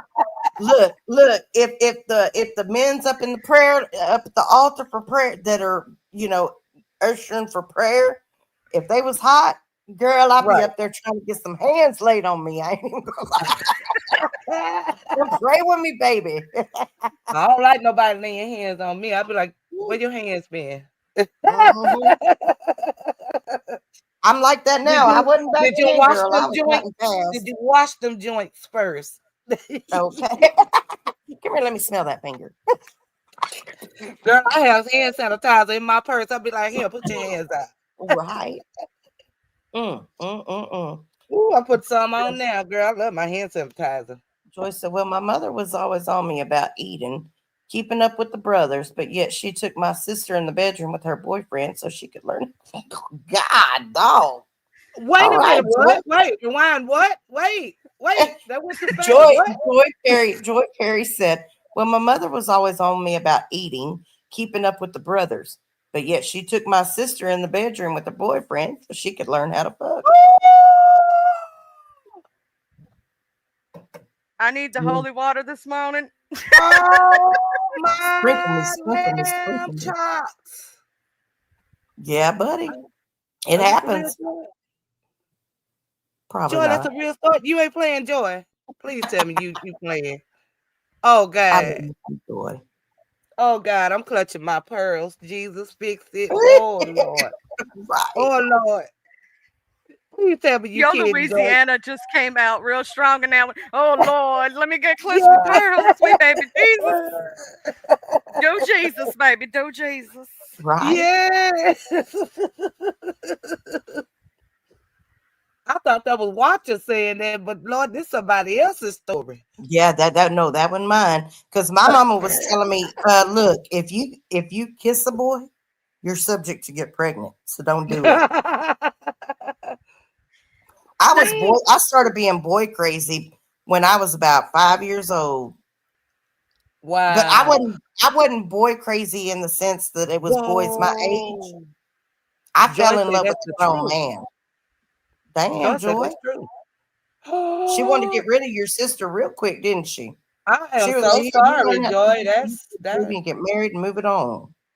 Wow, that had to been like on the real tip though. That had to be traumatic. I know that was traumatizing. Okay. No that would have shit. traumatized anybody at that point. Ooh. Well, I walked in on my mom and stepdad one time and thought I was gonna die. Oh no, I did gotta tell y'all a too. funny story. I did gotta tell y'all a too. funny story. I didn't walk in, but I gotta tell you what I did to my daddy, and I made him turn white as a sheet. Or no, my mama white as a sheet. My daddy was laughing. So, they kept their bedroom activities their bedroom activities. They had locks on their doors and all this. But I guess my mama wasn't quiet one night. So at the very next day at the table, at the dining room table, while we eating breakfast, I look at my daddy and I say, and I'm serious as a heart attack now, serious looking at him. If you ever beat my mama again, I'm gonna beat you up there. You better not put your hands on my mama. No, They both looked at each other and was like, "Uh-oh." I was serious about it too, your child, because they thought we was asleep real good, right? They done gave us cough medicine, but I was the kid that cough medicine didn't always work on, and yeah, and so I was serious a heart attack, and I told my daddy I would do all this stuff to him. I said, you better not ever hit my mama again like that, make her scream out like that. My daddy was trying to hide a laugh, and my mama was white as a ghost because I guess she thought she was quiet or something, or we didn't hear nothing, and so my mama was white as a ghost, but my daddy was laughing like hell. I was about 9 years old when I did that, 8 or 9. I was serious too. I was gonna beat him up, y'all. My bad. Dad say he was hitting all right. He was hitting her in the way he liked to hit her. Yeah. Oh, my daddy was trying to hide and stifle a laugh, and because he didn't, obviously, if he went to laughing, I would have asked, why are you laughing at me, and all this, and I was getting madder and madder. My face was turning red, and all that stuff, and all that, and he didn't know how to go about, saying that. Explaining it. Yeah. Let me Time for the birds and the bees. for you. Yeah. You need to have the birds and the bees talk with you. Oh no, they had the talk of they were playing and wrestling and having fun. Yeah, I bet. Yeah. Wrestling. Then you get a little bit older, like me, and I'd sit down at the damn Thanksgiving table with all the family there and be like, "Hey, you know what happened? Let me tell you what happened." Yeah. Mom and Daddy was wrestling last night. Uh-huh. Exactly. My mom would tell me, "Shut the hell up." I'm like, the Mom and Daddy was wrestling, and Daddy sounded like he was beating Mama up. She was just hollering, "Oh, oh, oh!" I wanted to come in. I didn't know what to do. Okay. For real. For real. I'd be like, at one time, I told my mom, I was like, I don't know what y'all were in there doing last night, but it sure was making the daggum pictures on the wall crooked. Oh and no! She just kind of looked at me, Girl, and I was said, they swinging on the ceiling fan? "Girl, she had one of those big old beds with a big heavy wooden headboard, and it was the way that they had it seated in the corner of the room. It was like there was a gap, so they angled it in the corner of the bedroom because one wall had a window, the other wall had a window. So if they angled it just right, both of them could turn and look out their windows on their side of the bed. Oh no! And so when they would do it, that they would be so passionate, I guess, the wood post on the headboard would hit the walls. And Oh my we lived in a double wide mobile home. So the living room was on the same side as their bedroom. And so the pictures in the living room would be crooked. And I'm like, what the hell is y'all doing? And yeah, so they had to kind of slow it down. Oh, they knocking the pictures loose, girl. No good. Okay. Yeah. And then I found her Kama Sutra book up in the closet. She had a bunch of books in her closet. I remember that book. I seen that book too. Yeah. I was looking at that thing like, What are you chewing whoa. on? You stop it. What are you chewing on? Give it here. I'm talking about None of your Sorry. business. He said, mind your business, mama. I'm telling you, all I heard was something. And I looked down. It's one of my Welch's candies that ain't even been opened. Werther's. Y'all remember the Werther's in the golden round? Okay. And she got it in her mouth. As soon as she seen it, I saw it, she put it down. And I took it, just threw it away.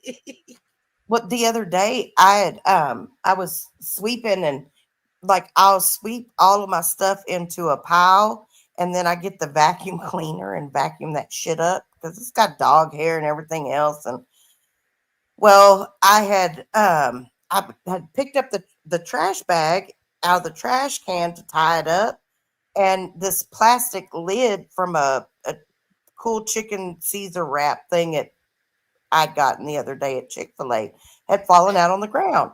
And so I set the thing down and I'm getting ready to dump my vacuum cleaner thing into the trash.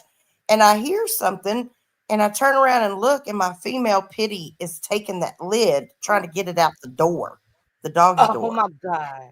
And I'm hollering and screaming at her. Honey, she cut her eyes back at me and Right. looked, and she was gone. She dropped the lid and took off. And I'm like, this bitch. They'll cut them eyes and drop them ears real quick when they know they wrong.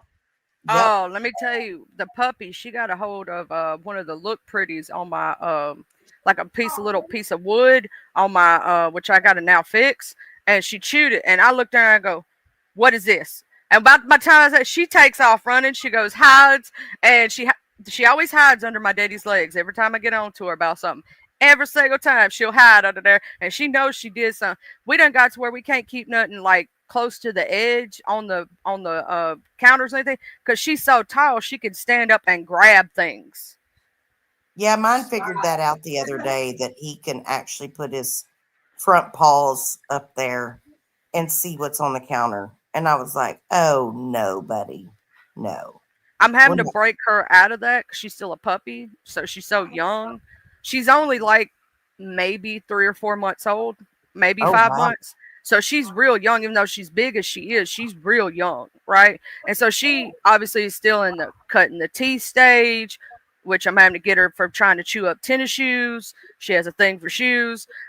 Getting and things she tries to get into things obviously because she's young. So I'm getting onto her all the time, jumping up on counters. Yeah. She's young and she don't know no better, so I'm having to do the puppy stage right now. Ooh. Girl, that is the I do most not trying envy you. stage. That's the most trying stage right there. That puppy stage, they be peeing.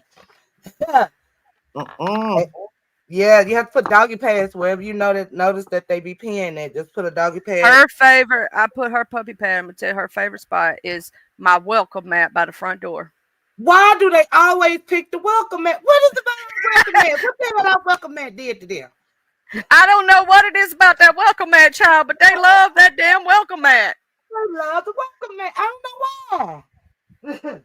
I done had to buy like 3 or 4 different welcome mats. Like, I'm waiting until she's out of this puppy stage before I chunk that one and buy me a new one. I'm waiting. I guess I've been really blessed because it's not taken me more than 3 days to potty train mine. But I have a how dog. did you do that? How did you do that without spanking? So Because I don't spank.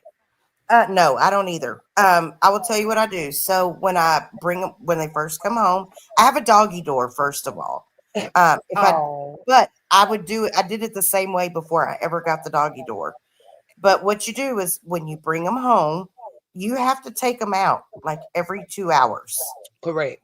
And I would walk around out in the yard with them or whatever until they got ready to go. Once they went potty, I would praise them, pet them, pick them up, and bring them inside. And then I would wait for another 2 hours and then take them out. And I would do that. And then and the other thing that I did is I would get a Coke can or whatever, an aluminum can, put dry beans or pebbles in it and tape over the top, the hole. And when you see them getting ready to go in your house, you have to see them getting ready to go. But you shake it and the loud noise scares them. You grab them and take them right outside. Well, see, that's what I do with mine. Yep. When I do the praise thing when they go, oh yay, you did it! I Yay, always yay. give them a treat. And then I've done the treats too. I've done positive reinforcement. Yes, positive reinforcement. But when they do something wrong, then I do the scolding, because I'm gonna tell you something. The scolding works better than anything. I got one. He if I get on to him, if I even because I have what I say it, I call it the mama voice, right? Yeah. Is when you're calm, you're not screaming, you're going, Right. what did you do? I told, Exactly. no, you know better than that. You have a head full of sense. Go lay down. You know you're in trouble. And just simply don't scream because they don't understand screaming, but they understand the tone of your voice Right. has changed. Uh-huh. And Right. that works better than anything you could ever do. And when they do good, you praise them and give them loving and make it go, oh, my baby, you did it. You know what I'm saying? Like, make it seem exciting for them. And they're like, Yeah. I did it. Yeah. They are so happy when they get praise. Oh my God. Now my remember the little meme when I was telling you about? Uh-huh. He's still mean towards others, but when I tell you that little booger has perked up and has turned into a little puppy all over again, when he sees me, he turns around, does a dance, wags their tail. I mean, that little thing come to life, but he don't like my son. I have to pick him up to give him to my son. Now he won't do nothing to him once he with him, but for some reason he barks at my son and he barks at my husband, but he don't bark at me and my daughter. Because he don't like men. He smells their pheromones. That's what it is. He don't like the men. When You I don't like get that? on to my grumpy, my fat one that y'all seen, my little short one, he's a grumpy old man. When I tell you he's a grumpy man, he growls the whole way. I'm talking about the whole way until where he know, like when I get on to him, he'll growl all the way to the living room and he'll get up on the couch when he's in trouble. He growls the entire way. Like he talks crap under his breath the whole way. He's just in there going when Okay. he's in trouble. But he hates. Oh, he pouts when he gets in trouble. Oh, he pouts like because he's part pity. And you know how the pity pout I'm talking about when they get in Mhm. trouble, he does that pity pout, and and then he tries to come get attention when he knows he's done something wrong. I won't give it to him, and that right there is the best for him attitude changer. Because when he knows he does good, I give him all of it. But when he's bad, I'll be like, nope, you can't even get in bed with me right now. Go lay down in there. And boy, that breaks his little heart. That breaks his little heart. And I promise you, he don't repeat that behavior. He's like, I'm Mom is for the trouble. little dog. He growls the whole way though, girl. He'll be going. He didn't like it. He was talking shit. He ain't like that. He'll talk crap the whole way, but he also looks back and gives you that like you know how a little kid when they get in trouble, how they'll look back and give you that sad look. He looks back like he's giving you that sad look the whole way. Oh, Charlie. I have to tell you, give him here. Give him here. Here, take him. Give here. Oh, girl, he's grumpy all the time. Like if he's laying under the cover and one of the other dogs even get close to him and whatnot, he'll go. That's how my dog is. He don't like them close when he eating, especially when he eating for some reason. He don't like nobody Another bothering him. thing. Now I'll tell you something. What you got to do, church lady, if he does have any food aggression towards other animals or yourself, as he's eating, you have to stay around him and kind of put your hands near him and correct him when he does that. I've broken every one of mine that have had it, especially if they grew up with like all their siblings. For to a certain point, they get food aggression, and I broke every one of them out of that.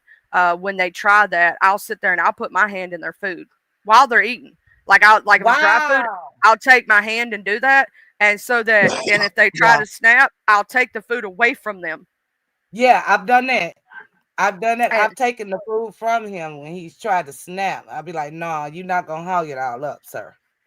And then, I'll praise them when they do good. And most of mine, I have broke out of the food aggression because that is a thing with some, especially like that? large I breeds. mean, I don't know if somebody bullied him or what, because my husband rescued him and he's been with us now for about.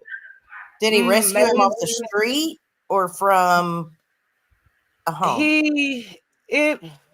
Kind of a little of both, because he wandered to this old lady's house, and he stayed outside on the porch because he didn't belong to her. He wandered from somewhere, and she didn't care for dogs, but she didn't want him to stay out there. And she asked my husband, do you know anybody who, may want a little chihuahua or something? Because I don't know who he belonged to. He just wanted here and I want him to have it to home. And my husband was like, yeah, my wife, she'll take any animal. So we've been It's dealing with him. He's a it's sweetheart. probably because he probably went a period of time where if he was around other dogs where he was pushed away from eating. Mm-hmm.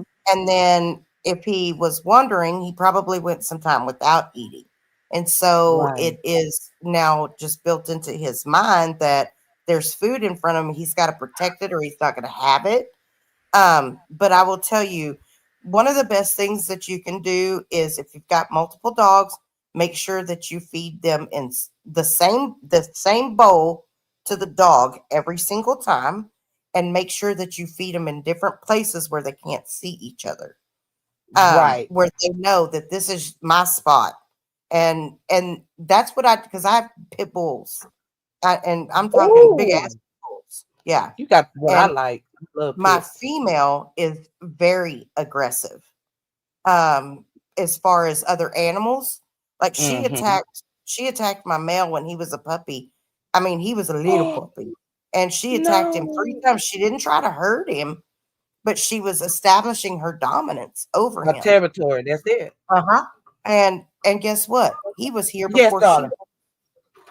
So, Yes, ma'am. um, but I do have to feed them in different locations. And I do when I feed them, she always goes to hers first and he goes to his. But if I stay over, like if I put her food down and I'm doing something before I put his food down and he walks over there, then I have to get in between them and I just tell him, you go to your spot and I'll go put his food down because it lets her know and it puts her at ease that he's not going to try to come I take over heard you.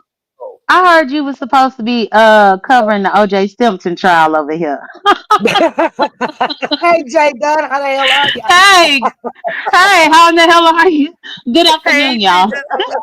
Good afternoon. How Huh, are you? y'all can go ahead and finish talking. I just had to mess with Charlie. You supposed to be covering OJ now. What's going on? I did my 1 hour true crime, then we started bullshitting. Oh, okay. What was you talking about with OJ? If OJ back in trouble? I thought that nigga was No, dead. Girl, he he got to is heaven and there. listen to him on him. He is there. I was just Okay. messing with Charlie. I thought I was tripping, Jay Dizzle. No, I was just Oh, messing with Charlie. But yeah, y'all was okay. talking about the dog. Oh, and I Yeah. got a dog too. She got a sweet little dog. Oh, you ought to see Zulu is Zulu. so cute. He I is love so Zulu. cute. Oh my God. I Yeah, tell you, Jay Zulu, Dunn he did have a a child. miniature schnauzer. He's so cute. Jay Dizzle, you keep that dog well groomed. I Well, mean, she thank you. did I it for appreciate it. the baby before Zulu. I mean, both her babies were extremely spoiled, very well Yeah. taken care of. That's why they got their little attitudes, which I love. Like What you'll hear was the Zulu one name sometime, before and he'll go, Zulu? What was the one name? His name was KJ. KJ was before Hey. Zulu.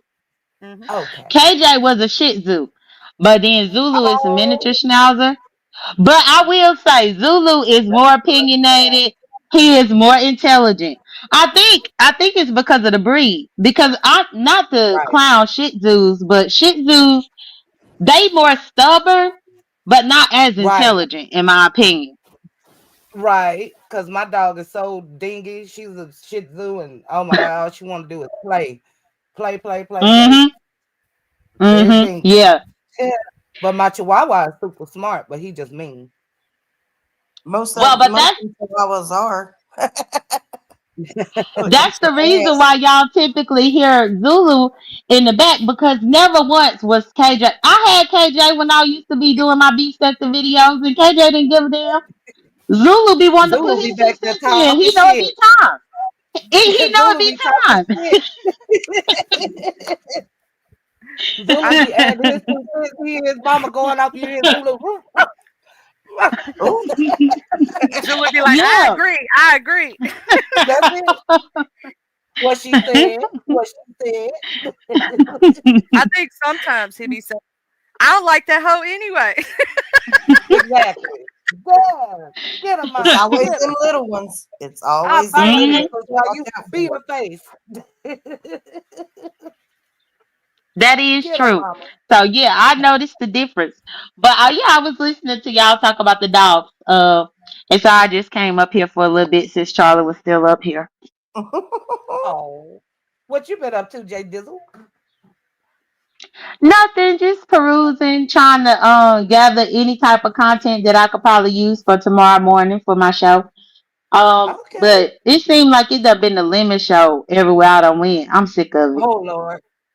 I can't keep up with what's going on with that stuff. I've been over in another little area. They not a sector yet, but I've been over in another little area. Me and Charlie, and I've been missing a whole lot that's going on. Well, so far the lemon show is just him and this competition that's coming up, and him firing judges, and Oh Lord. he fired dragons. So now him and dragons been going back and forth because he fired her as a judge. But I mean, they seem to be discussing that every damn day. And I'm like, okay, how Right. many times y'all gonna have this same circular argument? Okay, you don't want her I'm to with be a judge. Now let her move on. They didn't want that girl to be a Okay. judge from the start. I agree. I agree. Mm-hmm. Poor I dragons. I've been in every one of them chats and a lot of that's been going on, and I didn't understand the other day why Room Shaker Lemon got into it. I didn't understand why some I just keep seeing people woo banging, and I'm like, what the hell is going on here? Is everybody lost their ever loving mind? Girl, it's the Yep. summertime. Shit. It's time to get bucked. You No, know they keep got you another booked, right? C-19 virus out. Oh. Another one? Did y'all hear about that? Another one. I didn't know they And they had say this. another one. Now I do know one of my friends, she had it back in April, and she was out for 2 weeks from work behind it. Oh, It kicked her butt that bad. But I don't know if it yep. was the new strand or if it was the old one. I had that last strand, and let me tell you, I wouldn't wish that on my worst enemy, Jay Dunn. I rolled so bad in that bed, couldn't get cool, was sick, had to go to the hospital. They gave me 2 shots. And after I got them 2 shots, I was good to go. But oh, I wouldn't wish that on nobody. Yeah. I had it back in 2022 and then Wow. again in 2023. But thank the Lord, I ain't seen it no more since then. And Thank I don't want God. to see it. Please tell I me. never Please tell caught me. it, Uh-huh. and I'll say it's because of my elderberry extract. I have firm belief in that because I have a Oh, I've been when that stuff was at its height, and even still, I'll pop up with the elderberry extract, some magnesium and zinc, and all the yeah. vitamins that I take because of my liver. And I believe that's the Yeah. whole reason I ain't caught it, to tell you the God honest truth. Baby, thank God you didn't catch it because you would never want it. Oh, I wouldn't want you to get it because you already have health issues. So I wouldn't want you to get it because it might That's really what do you. surprised me about not getting it, was because I am more susceptible to stuff like that, and Yep. Yep. and and so I was so surprised I didn't. But I ain't, knock on some wood, bro. I'm gonna knock on some wood. Let me go ahead. Yeah. Knock on wood because I sure thought Well, the that COVID was was a lie till I caught it. in 2022 when I had it. That's when I felt the worst, kind of like what church lady is saying. And Mm-hmm. I have to be honest. I wondered, and I joked with my cousin about it. I was like, "Is this what going through menopause feel like?" Because No, the hot, it made me scared to go through menopause whenever it happened. Because if it's gonna feel like COVID, I don't want it. I'm I already said I going might through need. it. For I real. said, look, I was talking to one of my friends. I said, "Is it too late for me to change from female to male? Is that gonna make me avoid menopause?" They said even if I change from female to male, I'm still gonna get it. I was like, You well, still damn. gonna I have them guess hot I'll stay the flashes. way I. Yep. Yeah, I said I just stay the way I am. Oh goodness. That's hilarious. We should have a talk about that one day because I'm like you, Jay Dizzle. I ain't me and you, we the same age, and you a little bit older than me, but not by much. But like I'm scared of when that comes. I ain't got the hot flashes yet. I'm afraid. I got Girl, them. They weren't early in our that family. COVID made me feel like it was a hot flash because she ain't lying. You toss and turn, hot and Yep. sweating. You turn on the fan, freezing, and you Yep. got these chills. Then you go from Mm, having chills, and then you hot and sweating again. Now you got to put yep. on the fan. Girl, it was a lot, and that lasted for like a week and a half. I was So it like, oh was. my god. It was too much. I would wish that on nobody. When I tell you nobody, I would wish that on nobody. So y'all ladies that Hmm. are going through like the change and stuff, what symptoms have y'all gotten so far, and how bad are they? Crazy. Mine That was is mine's mostly happen when I'm anxious. And my mom said that's normal because they triggering. Um Mostly when I'm anxious, like when I'm getting ready to play the piano or play them drums, baby, I feel like I'm in the gates of hell while I'm in church because I'm just hot, sweaty, and then I'm cold with it. But it goes up. It's like a heater, but it slowly goes up and then it reaches that max temp. Then it go back down and then you cool off, then it go back up. It's like a wave. You'll feel it. It's yeah. like a wave. Yeah, my mama was had went through menopause before she passed away, and what she Uh, used to say, and I never forget, she used to say, when she'll get those flashes, she said she was having her own personal summer. Mm-hmm. Cause she said it feel like she in the summertime. Everybody else ain't, but she in the summertime. And I used to see how like she'll start sweating and then her makeup sweat because my mama used to yep. wear makeup and everything. She was a girly girl. And then her makeup sweating coming down. I'm like, oh my God. Yeah. I remember that. I'm just I like, don't even wear I makeup don't know if I want to anymore. deal with that. Due to it. I don't even wear makeup no more due to it because that could trigger it too with your pores being Yep. closed. Yep. Hmm. It'll trigger you Yeah, right my into mama, it. she used to wear makeup because like she would go to work and she worked like for the government in a professional setting, so she would Yeah, make her face yeah, up and stuff. yeah. She had But to. I remember she was like, she used to always say that. So just imagine it being wintertime. Just imagine everybody else in December and it's July 4th for you. Right. I couldn't even imagine. It's My mine was mama called them the medically bad induced. boys. She said, "I feel one of them bad boys coming." Yeah. Well, mine was medically induced because I had a full hysterectomy, and My we mom tried. did too. Yeah, we tried the like they tried putting me on hormone replacement therapy. That shit made me crazier than all get out. Like I couldn't do it. I was up one minute, down the next, up one minute, down, crying, hollering, Yep, screaming, yep. laughing. It was nuts. And so then I did bioidentical hormone therapy, and it's where they take your blood and then they compound the hormones for you specifically for you. That was Oh, great, but it cost like $400 a month. now Woo! watch So her. what? Did you experience losing hair? Because my mom Yes, said her hair I still shedded. do. Yeah, she do. She So have handfuls of hair coming out. yes, I do too. Like Wow, I can get out. So what I've done is I quit brushing. I don't use a brush anymore. I only use a comb. And the only okay. time that I comb my hair is like I get out of the shower and I comb it right then. And then in the morning, like whenever I get up, if I don't, because with white people, we be washing our hair a lot more than y'all have to. But I don't wash my hair every day anymore because I was losing so much hair. It was thinning me out. But I mean, I can run my fingers through my hair now and get a clump of hair out. My But mama yes, got that stringy Indian white hair too.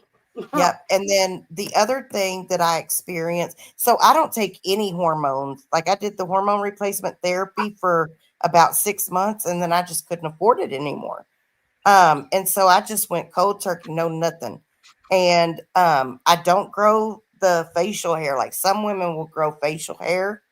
I don't do Well, that. I do. I ain't got no shame in mine. Yeah, I do have hot flashes, and mine start at the arches of my feet. It's weird. Wow.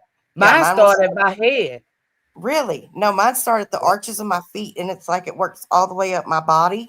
That's And then normal. when it gets to the top of my head, I'm pouring sweat, and it's That's like me. mine shut off instantly, and I'm done. Mine don't ever shut off while I'm until after service. See, and then I have really bad night sweats. Like I have to wash my sheets Do you sleep almost. with your feet from under the cover? Because I do to keep Yes, me from sweating. Uh-huh. yes, and I sleep with the air conditioner on like 67. So Ooh, yep. yeah, because I have that so bad. But that and my vision and my skin stays dry, really dry. Oh, you may have you don't have eczema, do you? I got a daughter that Well, I had get that. that. And actually, not eczema. I have more psoriasis. Uh-huh. But even when I'm drinking the right amount of water and all of that, so I can put lotion on my skin, and my skin just sucks it right up. But That's I how my keep daughter really is really too. dry skin. It just And sucks it right up. yeah, I don't know and what to use. the only other thing that I've had from menopause is dry mouth. Really? Yes, Now I dry don't mouth. get the dry mouth too often. Now that's after I'm doing activities, after I'm playing and all that. And when the pastor preaching, I'll be like, pass me my bottle of water. And the Uh-huh. bad thing is I can't drink cold water. Jay Dunn know this by being in entertainment. I have to drink room temp water because Uh-huh. with your vocal and all that and doing everything and performing, you can't drink no cold Cold water. water. So by being cold, you just gonna get some room temp water. Yeah. And see, that right there is the thing that make me nervous about it because ever since I was a little kid, I've always drank lots of water. And no, I'm not Mhm. diabetic. I don't have nothing wrong with me. And I was always hot in nature as a Mhm. kid, where Wow. I would kick all of my covers and stuff off of me as a kid because I would be hot.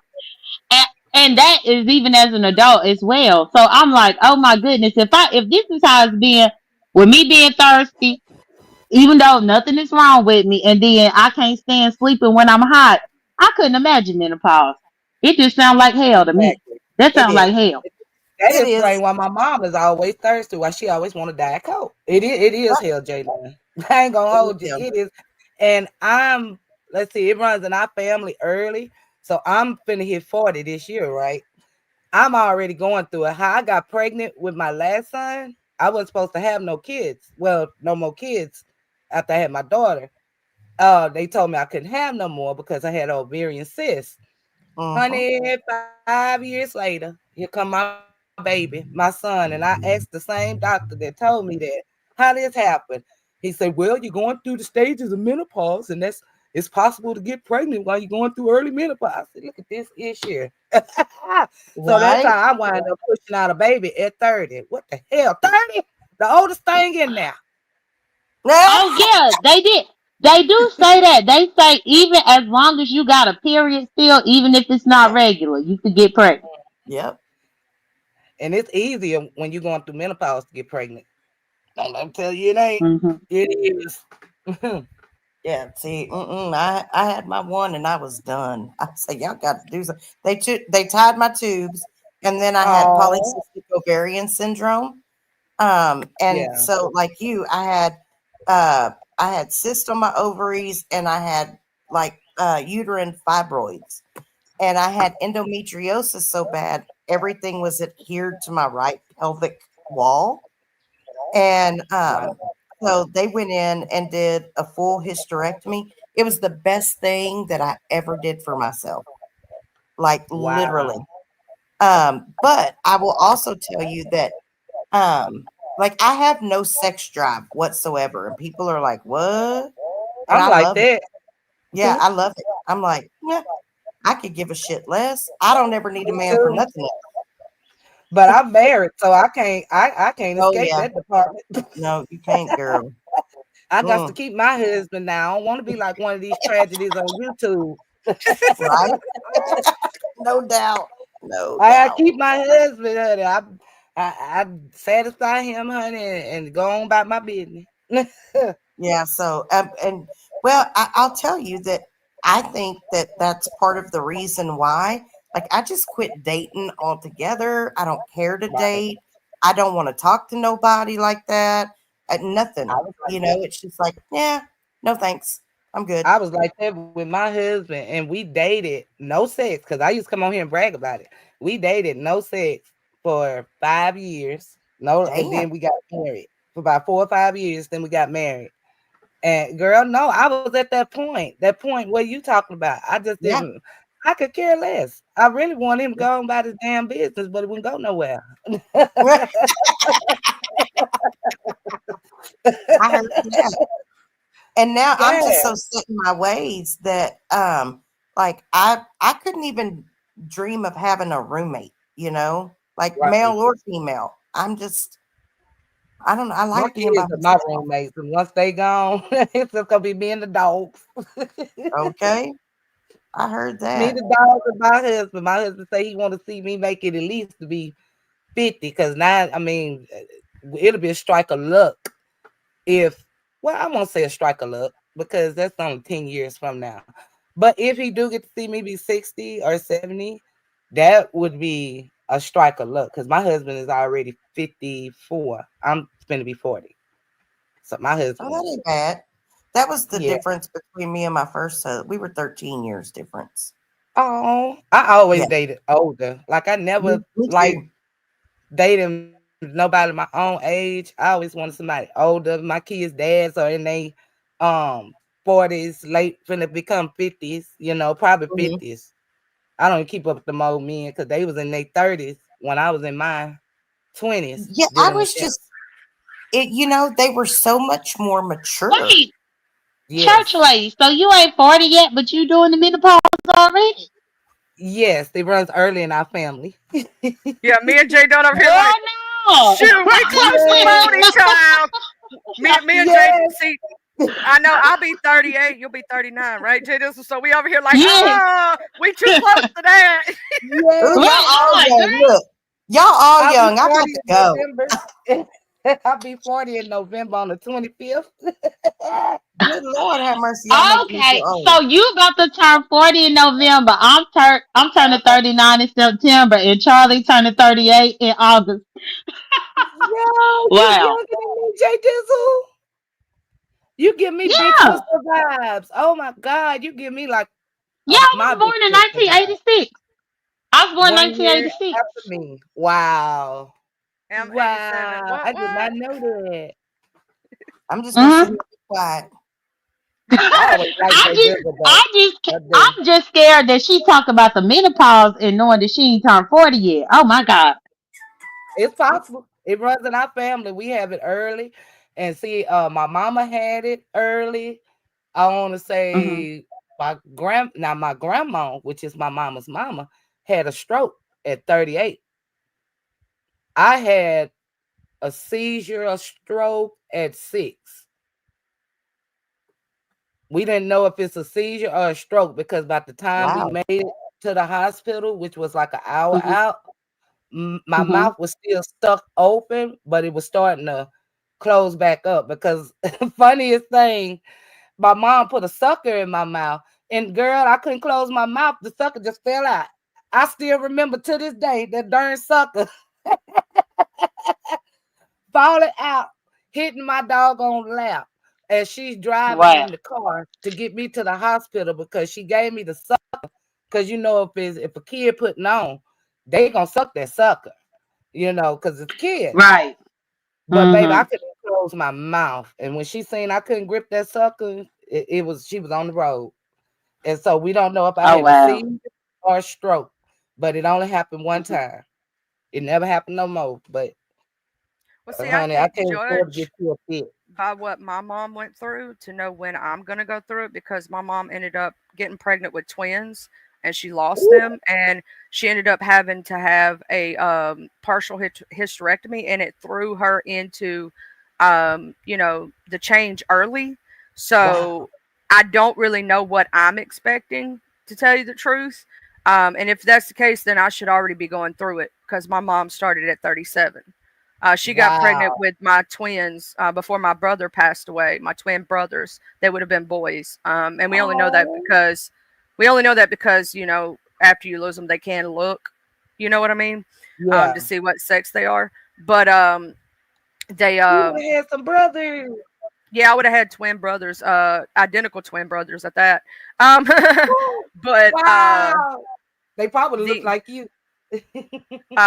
the she when she went through it was because she had we do have a problem with cysts too on our ovaries in my family. Yeah. And end up a lot of the women in my family end up having to have either partial hysterectomies or something. Yeah. Fibroids are a thing. I've always had really bad women part issues, so that's why I enjoy being on the Depo-Provera shot, because it stops them. I Right. get anemic when I go through that time of the month if I'm not on some kind of birth control or something to slow it down. Oh. I get anemia real bad, like to the point I can't even keep my head up. Wow. Wow. That's bad. Yeah. Now, have your And doctor ever told you, Charlie, that your iron is so low that it could turn into leukemia? I was told that many years ago. it can absolutely I will say this, if you have really bad like that time of the month problems I and do. really heavy, you can get extremely low iron, and you can become so anemic, it's almost like you have sickle cell, but you don't, Right. That's what they told me. because it's Yeah. so low. It's so low during the time. I've become so severely anemic Right. that I've literally fell asleep while, like, y'all know I Ooh, can't take naps, and I just be me sitting neither. there, and just my body I just have to lay down. I don't have a choice. Like, I can't keep my head up because Yep. and that's why I actually have I enjoy when I'm on the depot, because I don't have periods at all. That's what I need. Because I need something. But then the only thing about it, girl, the periods get you out of having to do the hanky panky. So I'm in between thoughts right now. Well, look, you ain't got to tell him. You just say, look, it's the time of the month. He ain't never got to Like, know. it's the time of the month. I don't want to be doing hanky panky every week. Good God Almighty, give me shit Yeah, a break. Give me snatch a break. it's something else out there though, but I don't know too much about it. But I heard Pizarro talking about it. What's that? It's something that she got. I don't know if she went to the doctor for it, but they put it in you to keep you from having the period at all. And she said that that's what keep her from not getting pregnant. But she was talking about how that they was thinking about trying to be pregnant again to have Oh, a the boy, and thing that she go said in that her you just get it arm. removed. It's birth control. Yeah, It go in her arm. Uh-huh. I was Either thinking the one about that putting my goes yeah. in the daughter on that uterus when they go or to the college. arm. The Yeah. only thing about that, the only thing I'll give you a thing about that. Okay, the ones in the uterus, be very cautious of. Had a friend of mine who got the one because she had breast cancer, right? And so she couldn't Wow. take but the one with the copper IUD. And believe it or not, she had a problem with it, like growing into her, Mm-hmm. and she had to have it removed. It was really bad, and she actually got metal poisoning from it, Oh because it's made out of no. copper. Yeah, and then the one in the arm, the only problem with it. Now, I was thinking about getting it. If you can take NSAID, you'll be okay with it. There's a percentage of women that get intermittent bleeding from it, which means really it makes it heavier and worse for about 3 months. Yeah. But they give you medicine to help with that. It's NSAIDs. They give you naproxen sodium, which is Mm-hmm. a souped up version of ibuprofen, pretty much. Very souped up Right. version to stop the intermittent bleeding. If you can take the medicine, you'll be okay. Because I was going to do it because it's for 3 years to 5 years, and you don't have to worry Yeah. about nothing. The reason I decided on the Depo-Provera is because I've taken it before, and I take the progestogen version, not the estrogen version, which there's two different Mhm. versions of it. I take progestogen, so I only have to give my shots myself a shot every 3 months. I have this little app on my phone I keep to make sure I'm on point with it, to know when Right. my shots are taken. I know how to give myself the shot. So I just give myself the shot. You can decide to go into the doctor and let them do it, but you can do it yourself. It's no biggie. It is a very long needle. I will tell you that though. Because Yeah, it the has. doctor definitely doing it. But I do it myself, no problem, and it stops my periods completely after 6 months to a year. It stops it. Now, every once in a while, I'll have like spotting, but Right. it's not what it was. I'd rather deal with that little Right. inconvenience than I would anemia. Yeah. Any day. That's Ladies, why I I'm hate at to with it. drop because I enjoy you ladies, but I got to get some stuff done. So, Oh, okay. y'all have Watch a it. We love wonderfully you. blessed day, and I will see You y'all too, again baby. real soon. Oh, Charlie, hold on. Watch it Okay. before you leave. Charlie, Okay. did you just watch it? Did she know that guy we was on the phone with? Oh no, I got to text her about it. She knows. I told her. I done told her I had to reach out with her about old dude. I don't know him, Okay. so Okay. Cool. yeah, Okay. yeah, yeah, All right, yeah, watch yeah. I got you. Okay. Cool beans. All right. Laters. All right. Later, baby. Yeah, Uh, and Charlie, and church lady, I'm gonna follow behind her as well. I just want to come up here and speak to you for a little bit, shoot the shit. All right, baby. Huggies, We J love you, Jay Dizzle. Dizzle. Okay, all right, y'all. And, Okay, bye. and she need a patent that saying I got for her. It ain't done until it's done. Oh yeah, it ain't done until it's done. And then That's Trish it. gave me the J Dungeon. So Oh, I like that. the J Dungeon, and so the J Dungeon with my motto or my logo, it ain't done until it's done. I I like like it. that. Has a I great like ring that. to it. It sure But yeah, does. well, I'll be hollering at you, Charlie. I just have to come over here and check in. I ain't need to try to catch you up on Lolo's panel again. Yeah, I do drive-bys. I just drop in and go, hey, bye. That's it. All right, bye. Huggies, All right, beautiful. bye, Jay Dizzles. I love me some J Dunn, baby. That's my girl. Oh, you actually have that. See, I don't have any side effects from mine, Miss Candace. That's the only reason I'm on it. Because different people have different side effects from each one. So I suggest trying the one that works for you because, like, um, you know, some women have weight gain and hair loss and all different kind of things from the shot, right? Some people don't. Some people, like when it comes to even the ones that are, I would really suggest being very careful of the internal ones, the ones that go in your uterus itself, because it can puncture your your not what is it called, your fallopian tubes, and it can grow into the uterus, and it can, like, your body can reject it, kind of situation. But some people have no problem at all on it. You know what I'm saying? And some people have no problem Right. with the one that's in the arm. So you just have to do what is best for you. You know what I'm saying? Because each one of us are different. In fact, if they would let me years ago, I wanted to have my tubes cut, tied, pulled, and burnt, but they wouldn't let me because I was too young and didn't have enough kids. And Wow. I told them I would sign any paperwork they wanted me to sign. I would sign a piece of paper that says I can't never sue you for this. I told them I would do Right. anything because They ain't when gonna do it for us. I was only 20 and I had only one kid, even though having another kid could be very dangerous for me. That's why I Right. wanted it medically. And I wasn't going to change my mind. I specifically told them, I said, it's either, They should uh, have gave it to you. yeah, I said, for me, I could die if I have another kid. So why would I Me change my too. mind? Even if I want one, it's not worth it because I could die. So this for me Yeah. is medically necessary. Well, we still can't do it. You have to either be over the age of 25 or have more than 3 kids. But see, that's why they did mine because of the fact that I could die from it.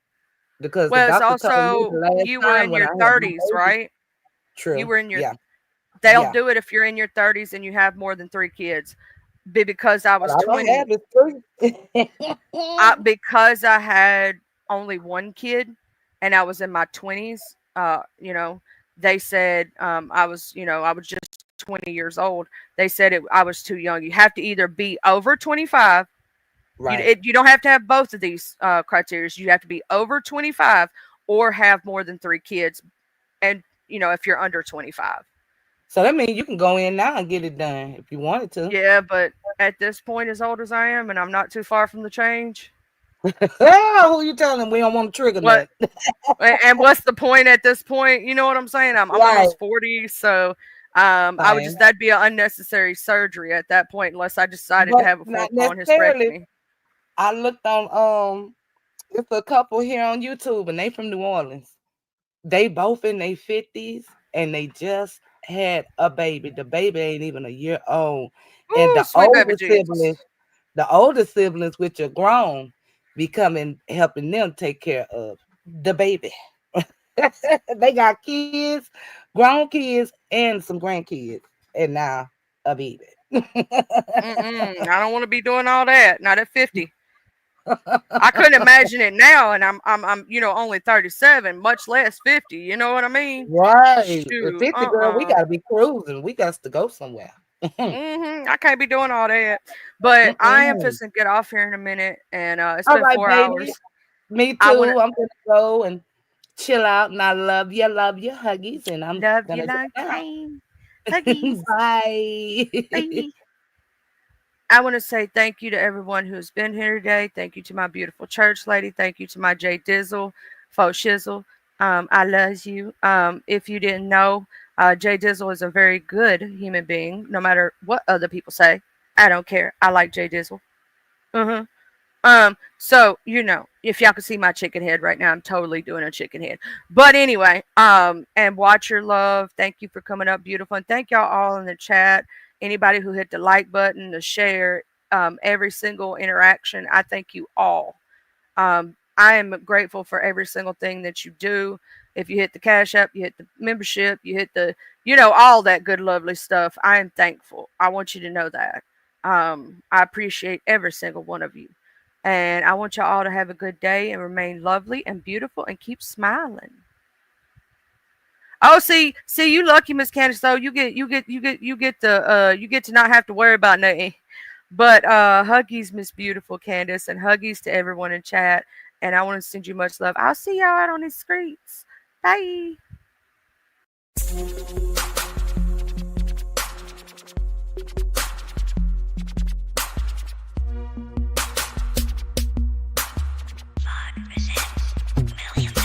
I'm from the T-U-P-E-L-O. I'm reppin' my hood, so love I'm gon' show from the T-U-P-E-L-O. I'm reppin' my hood to the day that I go from the T-U-P-E-L-O. I'm reppin' my hood, so love I'm gon' show from the T-U-P-E-L-O. I'm ripping my hood to the day that I go. I'm from the west side, we don't need no introduction, this was the best ride. We all big boy rolling and holding, come take a test drive. Hilldale, Evergreen, Glenkirk, Outer Street, bending every corner on the west, and that's where I'll be. Sunroof back, Captain C banging down 1800, chunking up the deuce to my post slanging down on 1800. Show no love to the ladies that's training round on 1800, making time stand still, crystalline swinging down on 1800.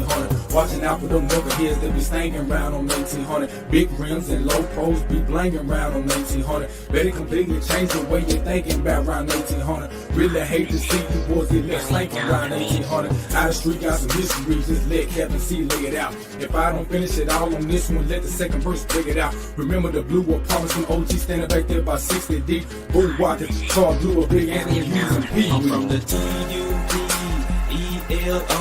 I'm repping my